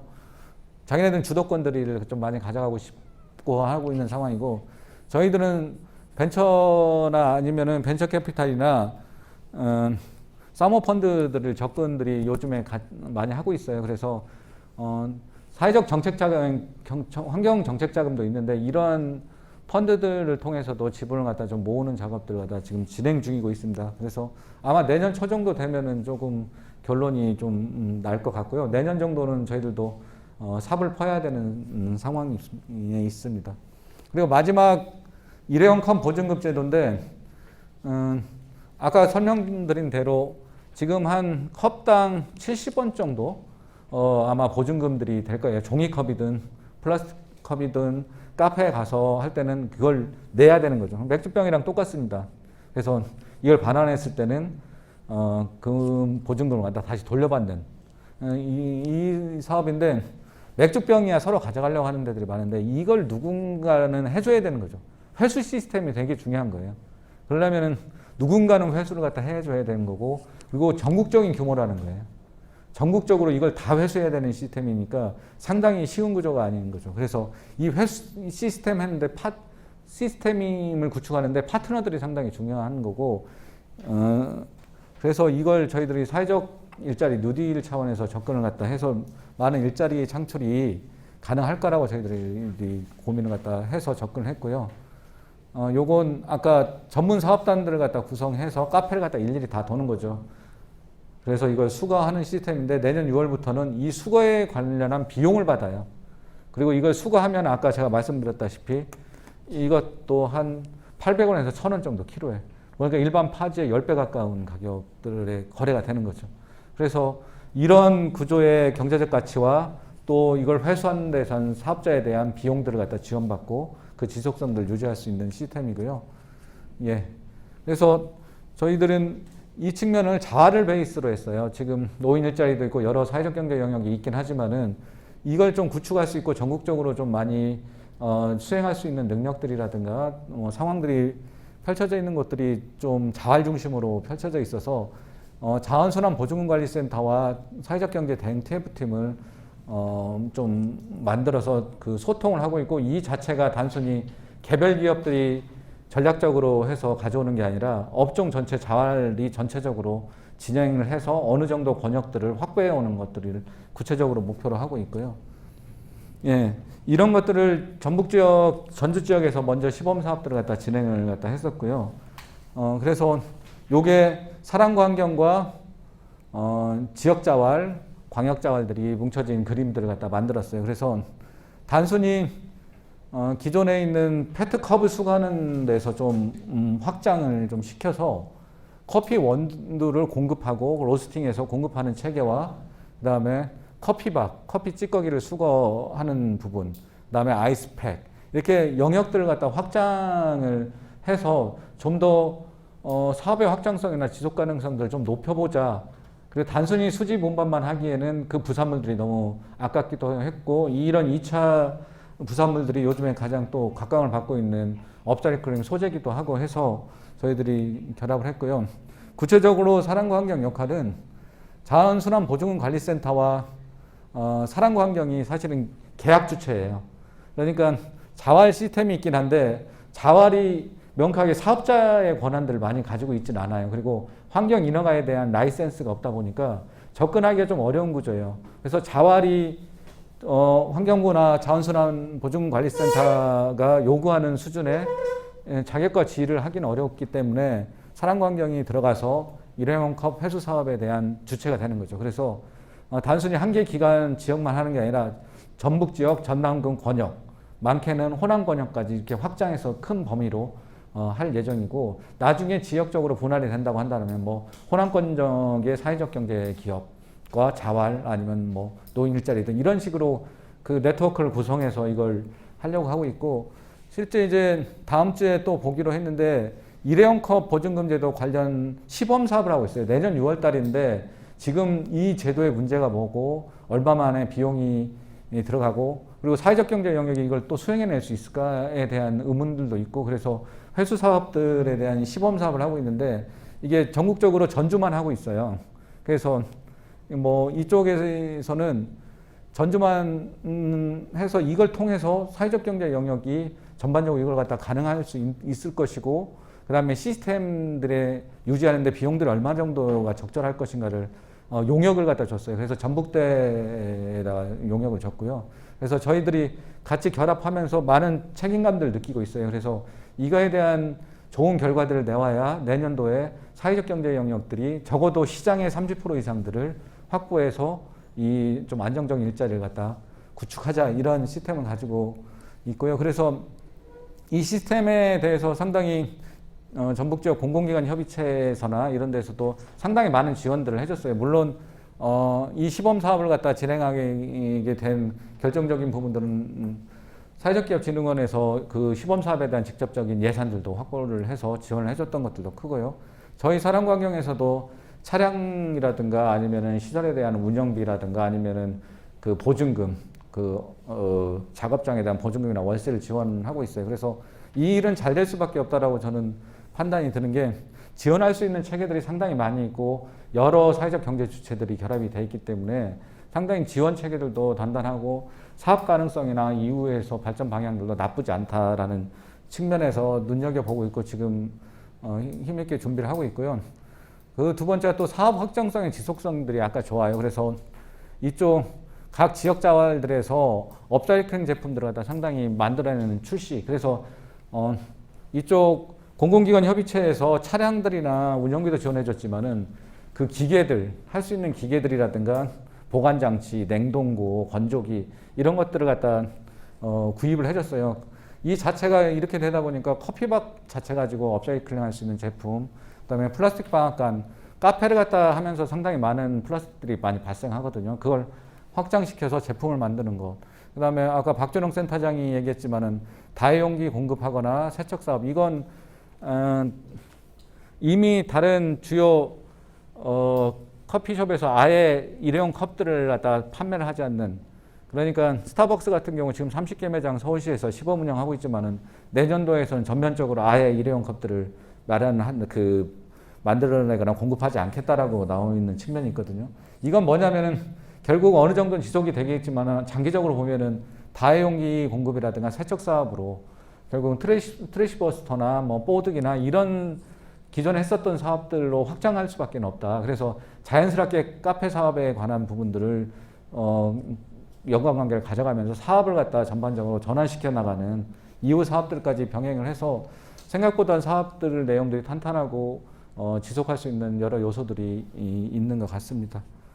그리고 뭐 마지막으로는 저희들이 사람환경 개별적으로 하고 있는 건 이런 역할에 지원하거나 직접 사업들을 진행하는 것 외에 이 생활용센터, 다시보험센터랑 협업들을 많이 진행하고 있어요. 그래서 크리에이터 양성과정이라든가 스타트업을 지원하고 있는데 거기에서 상당히 좋은 아이템들이 많이 있더라고요. 그래서 동아리 수준도 있고 이미 스타트업 기업도 있고 학생들도 있고 그런데 이 같이 결합해서 할 수 있는 아이템들이 여러 개가 있더라고요. 그래서 같이 사업을 통해서 자원순환 분야의 사회적 경제 영역이 같이 해볼 수 있을까 이런 고민들을 많이 하고 있고 그걸 사업 아이템화 시키고 지금 있는 과정입니다. 그래서 생각보다는 좋은 자원들이 많이 있다라는 측면이 있고요. 하나는 자원순환 마을입니다. 도시재생센터랑 지금 결합해서 자원순환 마을들 만들기를 좀 저희가 지속적으로 진행을 하고 있어요. 그래서 거기서 사회적 경제 영역으로 창업이라든가 아니면 마을에서 직접적으로 해볼 수 있는 행사들을 많이 기획하고 있고 그걸 6개월 정도 저희 도시재생대학을 갖다 진행하고 있어서 사회적 경제 영역으로 진입할 수 있는 협업으로 이 도시재생센터의 자원순환 마을도 결합을 하고 있고요. 마지막으로는 전주시는 조례가 생겼어요. 자원순환 기본조례가 전국으로 처음 생겼는데 여기서 전주시 자원순환센터라는 것들을 내년에 만들게 돼 있어요. 그래서 이걸 기존에 일부 사람들이 이걸 잘못 운영하다 보니까 이 직접 당사자들이 문제를 해결할 수 있는 자원순환센터에서 교육 문제라든가 여러 가지의 환경 제도를 개선할 수 있는 시스템을 직접 만들었으면 좋겠다고 해서 여기에 대한 프로젝트 그룹들이 사회적 경제 영역이나 환경단체랑 같이 결합해서 여기서 대응하려고 준비를 하고 있습니다. 죄송합니다. 생각보다 너무 길어졌습니다. 마치겠습니다. 네, 일단 저는 완주에서 지금 하고 있는 사회적 경제 조직들의 활동들을 이제 말씀을 드리려고 하고요. 저희는 이제 뭐 규모가 크고 전문화한 조직들은 아직은 없고, 일단은 보통은 활동하시는 주요 주체들이 주부님들, 여성분들이 자기 본인들이 이제 우리 아이를 생각할 때 앞으로 이렇게 지역사회가 지속 가능하기 좀 어렵겠다. 이렇게 가만히 있을 수는 없겠다. 우리가 할 수 있는 것들을 좀 해보자라는 식으로 모여있는 조직들이 좀 있고요. 그래서 지금 주로 활동하는 조직이 한 5개 조직 정도 되는 것 같아요. 그래서 그 5개 조직의 이제 활동을 간단하게 이제 말씀을 드리면, 먼저 이제 그 고산에 이제 회수센터 운영하는 사례, 그 다음에 찾아다니면서 제로웨이스트숍 상품을 파는 같이 걷는 길 사례, 그리고 세로이 공동체라고 해서 이제 분리수거를 아이들에게 알리는 그런 사례, 그다음에 쓰임 공동체로 업사이클링 제품을 하고 있는 사례, 그리고 이제 마지막으로 올해 설립한 이제 지구산림협동조합으로 이제 혁신도시 주민들을 중심으로 제로웨이스트숍을 운영하는 사례를 좀 말씀을 드릴게요. 그래서 첫 번째는 이제 고산의 미소시장 내에 우리마을 회수센터라는 곳이 있어요. 여기는 원래 공간 자체는 아리송 협동조합에서 운영을 하고 있는데, 그 공간을 상시적으로 활용하지 않기 때문에 그 공간을 이제 내어주고 회수센터를 운영을 해요. 근데 이제 뭐 고산에도 살고 계시지만, 고산은 특이하게 400명이 넘는 이제 카카오톡 단체 톡방이 있고, 거기에서 필요한 물건들을 가져다 놓고 필요한 사람들을 찾아주고 좀 이런 네트워킹이 연결된 방식으로, 그래서 그 공간에 종이가방, 뭐 아이스팩, 유리병, 아니면 계란판이라는 뭐 우유팩, 폐건전지 이런 것들을 그대로 모아두시고, 그게 필요하신 분들은 또 그대로 가져가서 사용하는 사례예요. 그래서 여기는 워낙 그런 주민 커뮤니티가 활발해서 그 중심으로 운영되는, 사실 여기는 뭐 사회적 경제 조직이라기보다는 좀 주민들의 네트워킹 방식으로 운영되는 사례다라고 볼 수 있고요.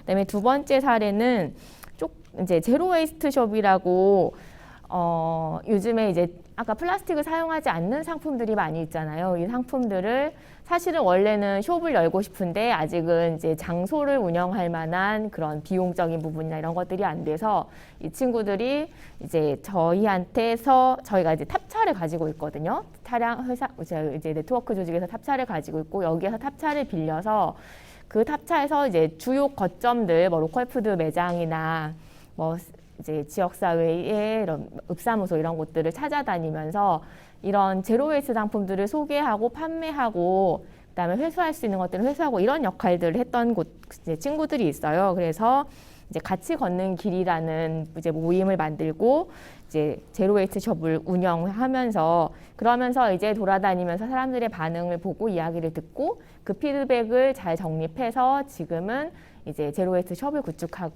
위한 활동을 준비하고 있거든요. 그래서 6명의, 여기는 특이하게 좀 청년 친구들, 젊은 친구들이 이렇게 활동을 하고 있습니다.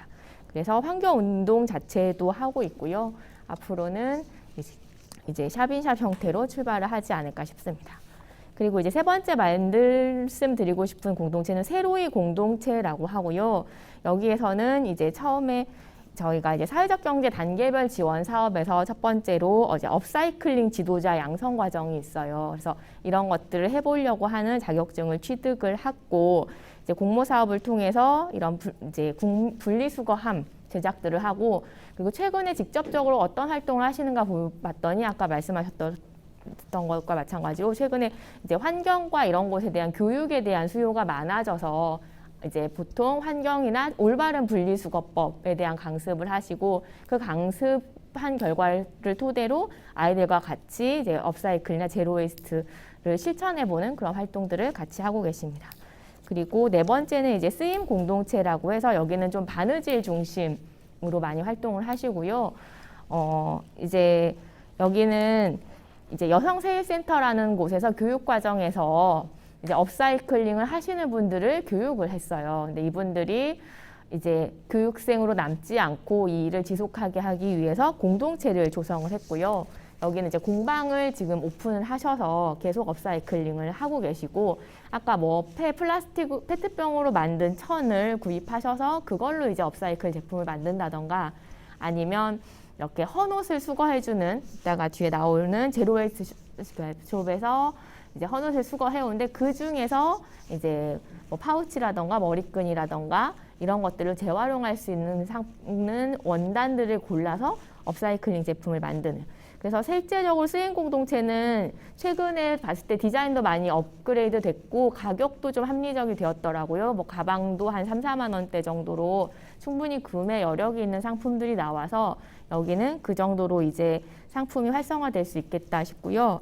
이제 마지막으로 말씀드리는 사례가 이제 지구살림협동조합이라고 해서, 여기는 좀 특이하게 저희가 중간 지원 조직이 교육생을 모아서 시범 사업을 하고 하면서 이제 협동조합을 설립한 사례이고요.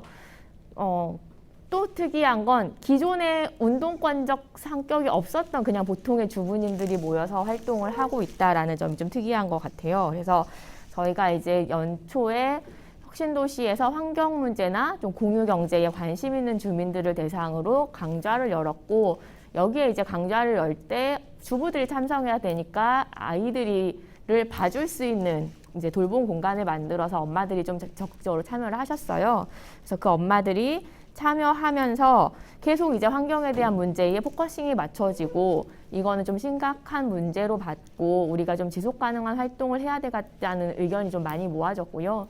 그 과정에서 뭐 선진지 견학을 가본다거나 시범적으로 프리마켓을 해본다거나, 그다음에 지역사회의 플로깅 활동을 통해서 쓰레기를 줍는다거나 이런 좀 같이 모여서 일하는 활동들을 좀 하고, 그 결과물로 우리가 이거는 지속해서 하자라고 해서 이제 협동조합을 만들었고, 또 이제 때마침 거기 혁신도시 로컬푸드 2층에 빈 공간이 하나 있었거든요. 저희가 쓰던 사무실이 좀 남은 게가 있어서 거기를 이제 제로웨이스트 숍으로 구축을 하면서 플라스틱 없는 상품들을 판매하는 동시에, 여기는 좀 특이하게 중고물품 직거래를 해요. 그러니까 직거래라고 하는 부분이 1층의 로컬푸드 매장에서 차용을 해왔지만, 우리가 쓰지 않는 물건을 판매자가 가격을 붙여서 놓으면 소비자가 그대로 사가는, 그래서 중간에 어떤 뭐 처리 과정이나 이런 것들이 아무것도 없이 물건을 그대로 사가는, 요즘에 이렇게 밀레니얼 세대가 부르는 N차 신상이라는 표현으로, 이제 헌 물건이지만 누군가에겐 신상, 이렇게 해서 조금 사실은 재활용품을 이제 재처리하는 과정에서도 환경 문제가 있고 그 처리율이 높지 않아서 사실은 물건을 그대로 다시 쓰는 게 가장 좋다. 그래서 그것들을 높이는 과정들을 수행을 하고 있고요. 또 앞에서도 이제 공공기관들하고도 연계가 되셨지만, 이걸 구축하는 과정에서 저희도 이제 공공기관들에게 협조 요청을 해서 기부를 좀 받았어요. 그러니까 기부라는 게 좋은 물품, 돈 이런 게 아니고 그냥 안 쓰고 있는 물건들, 그래서 진열장 같은 것도 진열해 주시고, 또 출판산업진흥원 같은 데서는 책 이런 것들, 그래서 아니면 뭐 직원들이 안 쓰는 옷 같은 거 갖다 주시고, 그래서 그런 것들을 좀 회수를 해서 되판 것도 있고요. 그대로 진열장 같은 건 다시 사용을 하고, 그런 식으로 이제 매장 이제 구축 자체를 좀 제로웨이스트로 했던 그런 사례들이 있고, 어쨌든 저희가 이렇게 주민들과 같이 협동조합으로 운영을 해보고 사례를 해보니까 이제 몇 가지의 운영의 장점이 있어서 그런 사례를 좀 말씀을 드릴게요. 그래서 일단 협동조합 방식의 운영의 장점은 가장 큰 게 이제 다수가 참여를 한다라는 점이었어요. 그래서 저희가 뭐 이번에 이렇게 지구살림 협동조합에서 이벤트로 뭐 장바구니를 회수해온 장바구니는 1층 로컬푸드 매장에서 쓰실 수 있게 합니다. 이런 것들을 하는데, 확실히 저희 같은 하나의 기관에서 홍보를 하는 것보다 주민들이 모인 협동조합에서 자체적으로 기획을 해서 하니까, 뭐 카카오톡 프로필 사진을 그걸로 해놓으면서 자기의 인스타에 올리면서 다양한 각도에서 홍보를 해주니 좀 빠른 속도로 전파가 되더라. 그리고 사실 보통의 그냥 주민들 있잖아요. 그러니까 우리가 하는 취지가 한 사람이 너무 열심히 하는 것보다 그냥 여러 사람이 한 손씩 거들자라는 취지였기 때문에 이런 것들이 조금 문화적으로 우리가 그래 이렇게 옆에서 하니까 나도 같이 좀 하자라는 식으로 좀 여러 사람의 참여를 이끌어낼 수 있는 게 이제 협동조합의 이제 장점인 것 같고요.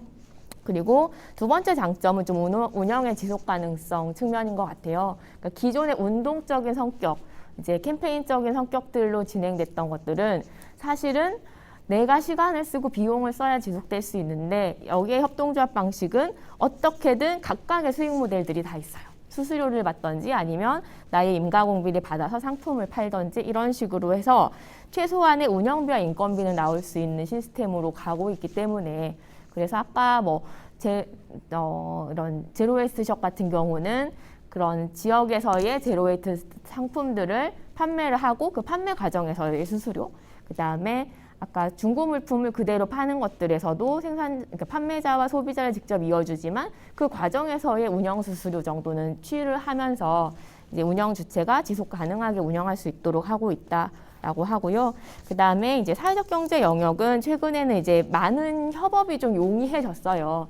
이제 정책적으로도 어쨌든 지금 정부에서 뭐 사회적 경제 활성화를 지원하고 있기도 하고 또 공공기관의 사회적 책임을 물으면서 사회가치 실현 활동들을 많이 하고 있기 때문에 그런 쪽으로의 초기에 이제 지원 사업이나 초기에 이제 밑거름이 될 수 있는 지원들이 있어서 그런 것들이 아마도 이제 사회적 경제 영역에서 이런 자원순환 쪽과 연계하기가 좀 쉽지 않나 싶고요. 이런 방식을 통해서 조금 더 지역사회에서의 어느 정도 인지도나 필요성을 하고 또 많은 사람들이 참여를 하는 조직으로 이제 연계가 될 수 있지 않나 싶습니다.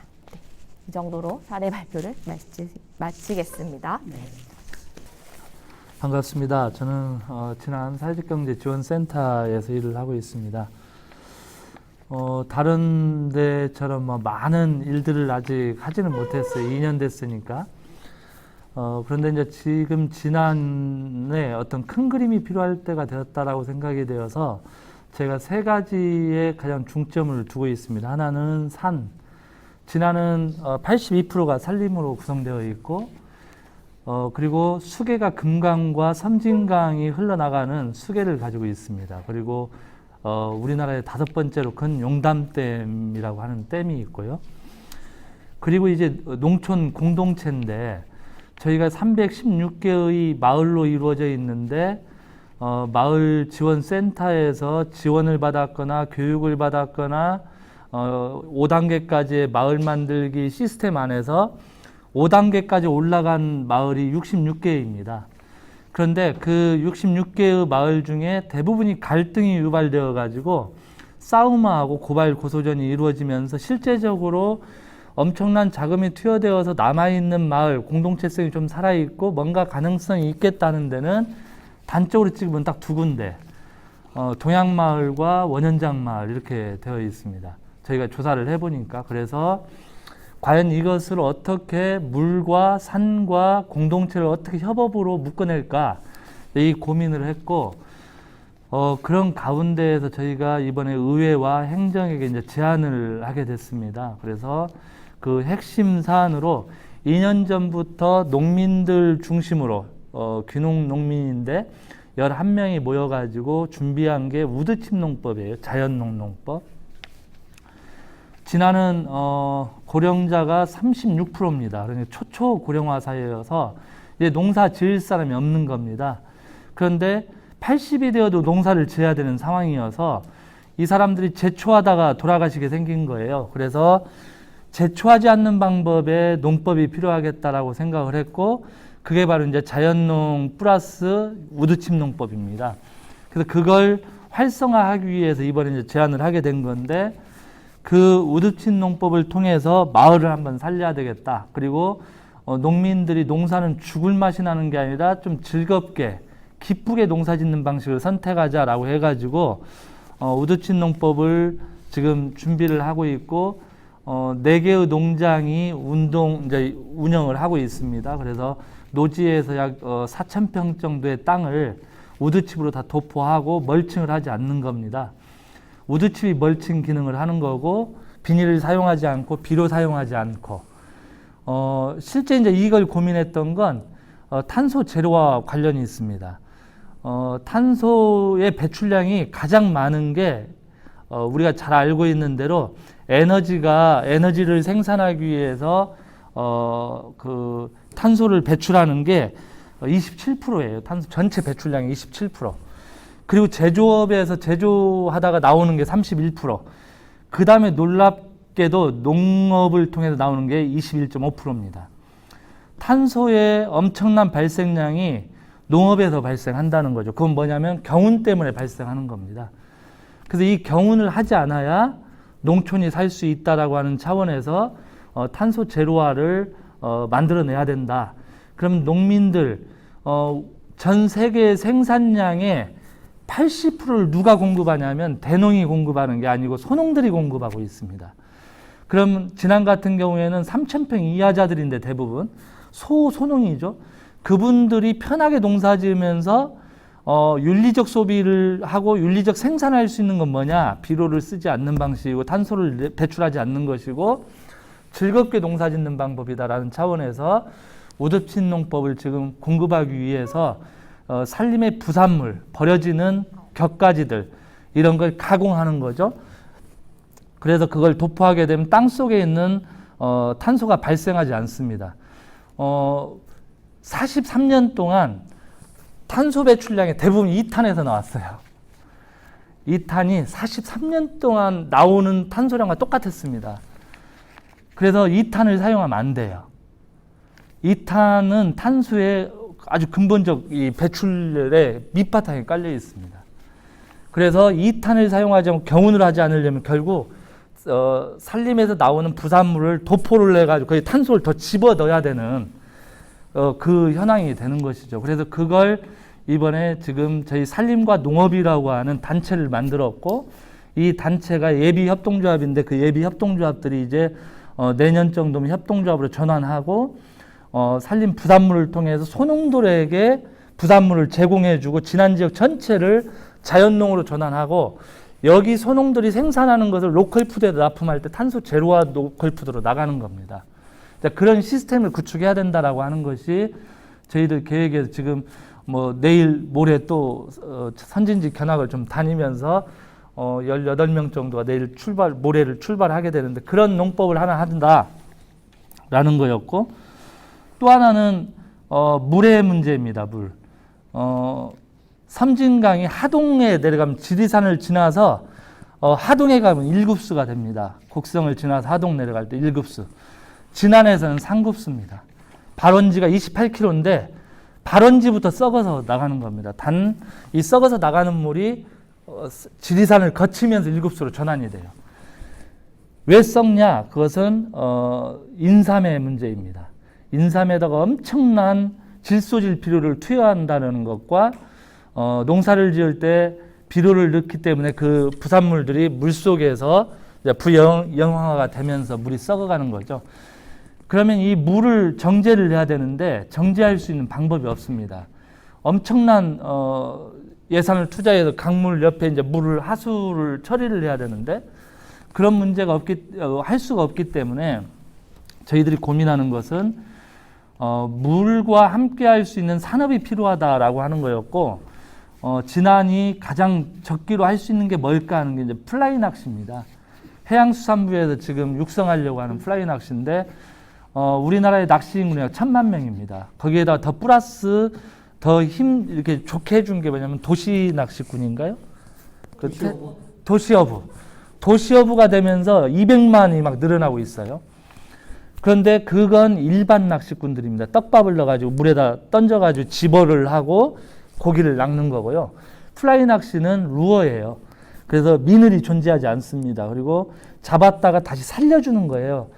일반 낚시는 미늘이 있기 때문에 입이 다치기 때문에 살려서 죽습니다. 고기가. 그런데 이건 미늘이 없으면 손맛만 느끼고 다시 살려줘서 자연 생태적인 스포츠이고 고급 스포츠인데 1,000만 명이 다 어디에서 다 하느냐?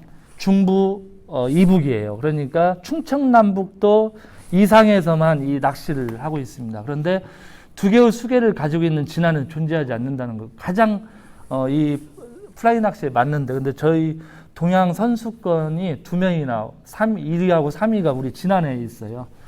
그래서 이 사람들을 통해서 동아리들이 지금 만들어졌고, 이것을 관광 특구화하게 되면 지정을 하게 되고 물고기를 보존해야 되고, 그리고 이걸 깨끗하게 해야 되기 때문에 자연스럽게 생태도 보존을 해야 되는 그 맞물림의 현상들이 벌어집니다. 그리고 그 지정 지역을 관리해야 되는 명예 낚시꾼 제도가 또 도입돼야 되고, 낚시 허가제가 또 도입돼야 되고, 그러면 그게 되면 쓰레기도 버리지 않고, 그리고 그 부산물로 사람들은 관광화가 되고 진안에 머물게 되고, 머물면서 진안이 자립적 경제를 돌릴 수 있는 세계 선수권 대회들이 있는데, 대부분 네덜란드나 덴마크, 헝가리 이쪽에서 지금 플라이 낚시 대회를 하는데, 약 한 번 할 때 6만 명 정도 참여합니다. 전 세계 플라이 낚시꾼들이 모이는데 6만 명. 그 사람들을 이제 여기서 유치한다라고 한다면, 작게라도, 그럼 진안이 뭔가 이 섬진강에, 우리나라에 강이 6개가 있지만 다 직강입니다. 직강. 이 4대강을 딱 하면 다 직강으로 만들었어요.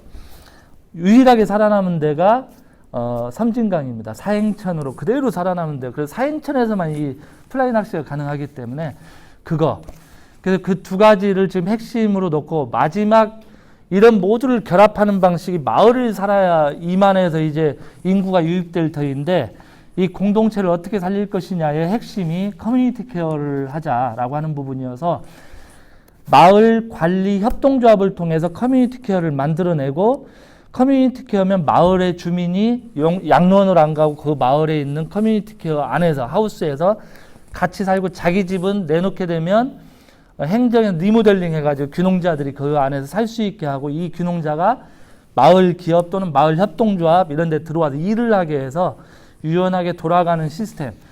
지금 뭐 마을 기업이 만들어지지 않는 이유는 딱 하나예요. 마을 기업이 시작한 지 10년이 넘었는데, 그 당시 60세가 지금 70세가 돼버렸습니다.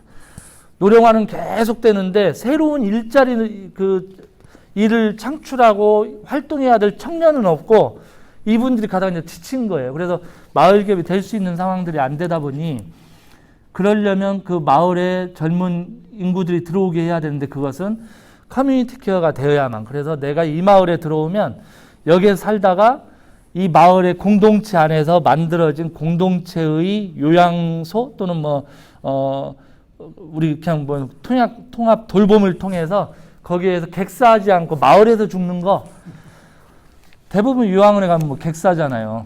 그래서 이제 그런 부분에 이걸 하는데, 그럼 마을에서 마을 기업 협동조합, 마을 기업과 마을 관리 협동조합이 결합을 해가지고 마을 자체가 하나의 시스템으로 돌아갈 수 있는 방법을 뭘로 할 거냐라고 하는 게, 이제 아까 말한 사회적 농업이, 산림과 농업이 마을을 틀밭으로 다 디자인을 하는 겁니다. 우드칩의 틀밭 형태로 디자인을 하고, 거기 저희들이 2년 실험을 했는데, 저희가 하우스 안에서 실험을 했는데, 배추를 밖에서 심은 거에 15일이 늦어도 지금 더 큽니다.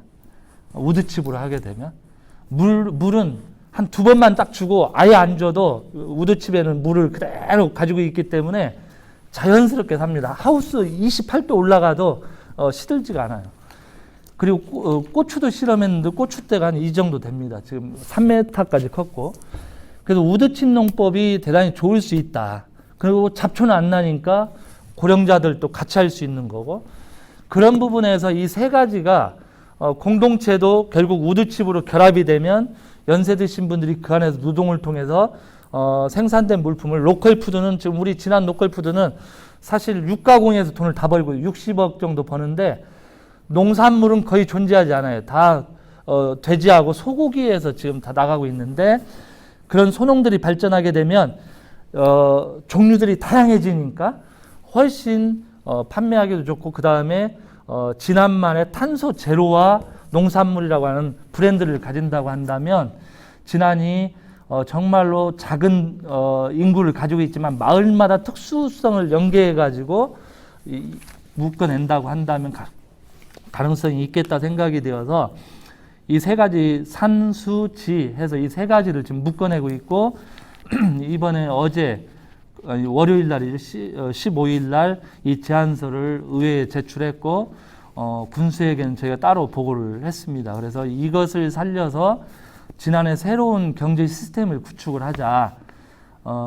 그래서 자원화하고 사람들이 들어와서 생태적 군 이것으로 좀 활성화해보자. 그래서 탄소 제로화 군이 되는 그런 걸 해보자 해서 지금 그런 일들을 이제 좀 상상입니다만 이제 시작을 지금 하고 있고 산림과 농업이 지금 그런 우두칩 생산부터 하려고 좀 준비를 하고 틀밭을 이용해서 아이들이 거기 와서 농사를 배우고 맨발로 돌아다녀도 되니까 2년 됐는데도 풀이 안 나니까요. 이제 그걸 통해서 풀 나지 않는 자연 농법을 이제 실현하는 그걸 통해서 지역을 전체를 비료하지 않고 농약 치지 않는 자연농으로 전환해서 물과 인간이 좀 공존하는 그런 시스템을 설자라고 하는 생각으로 지금 하고 있고, 뭐 녹색 평화연대에서는 쓰레기 동아리가 있고, 배움터 사회적 협동조합은 또 생생마을 해가지고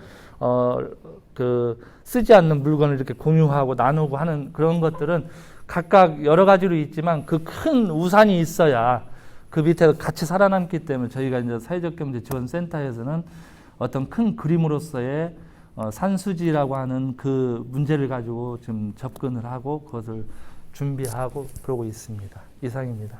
예.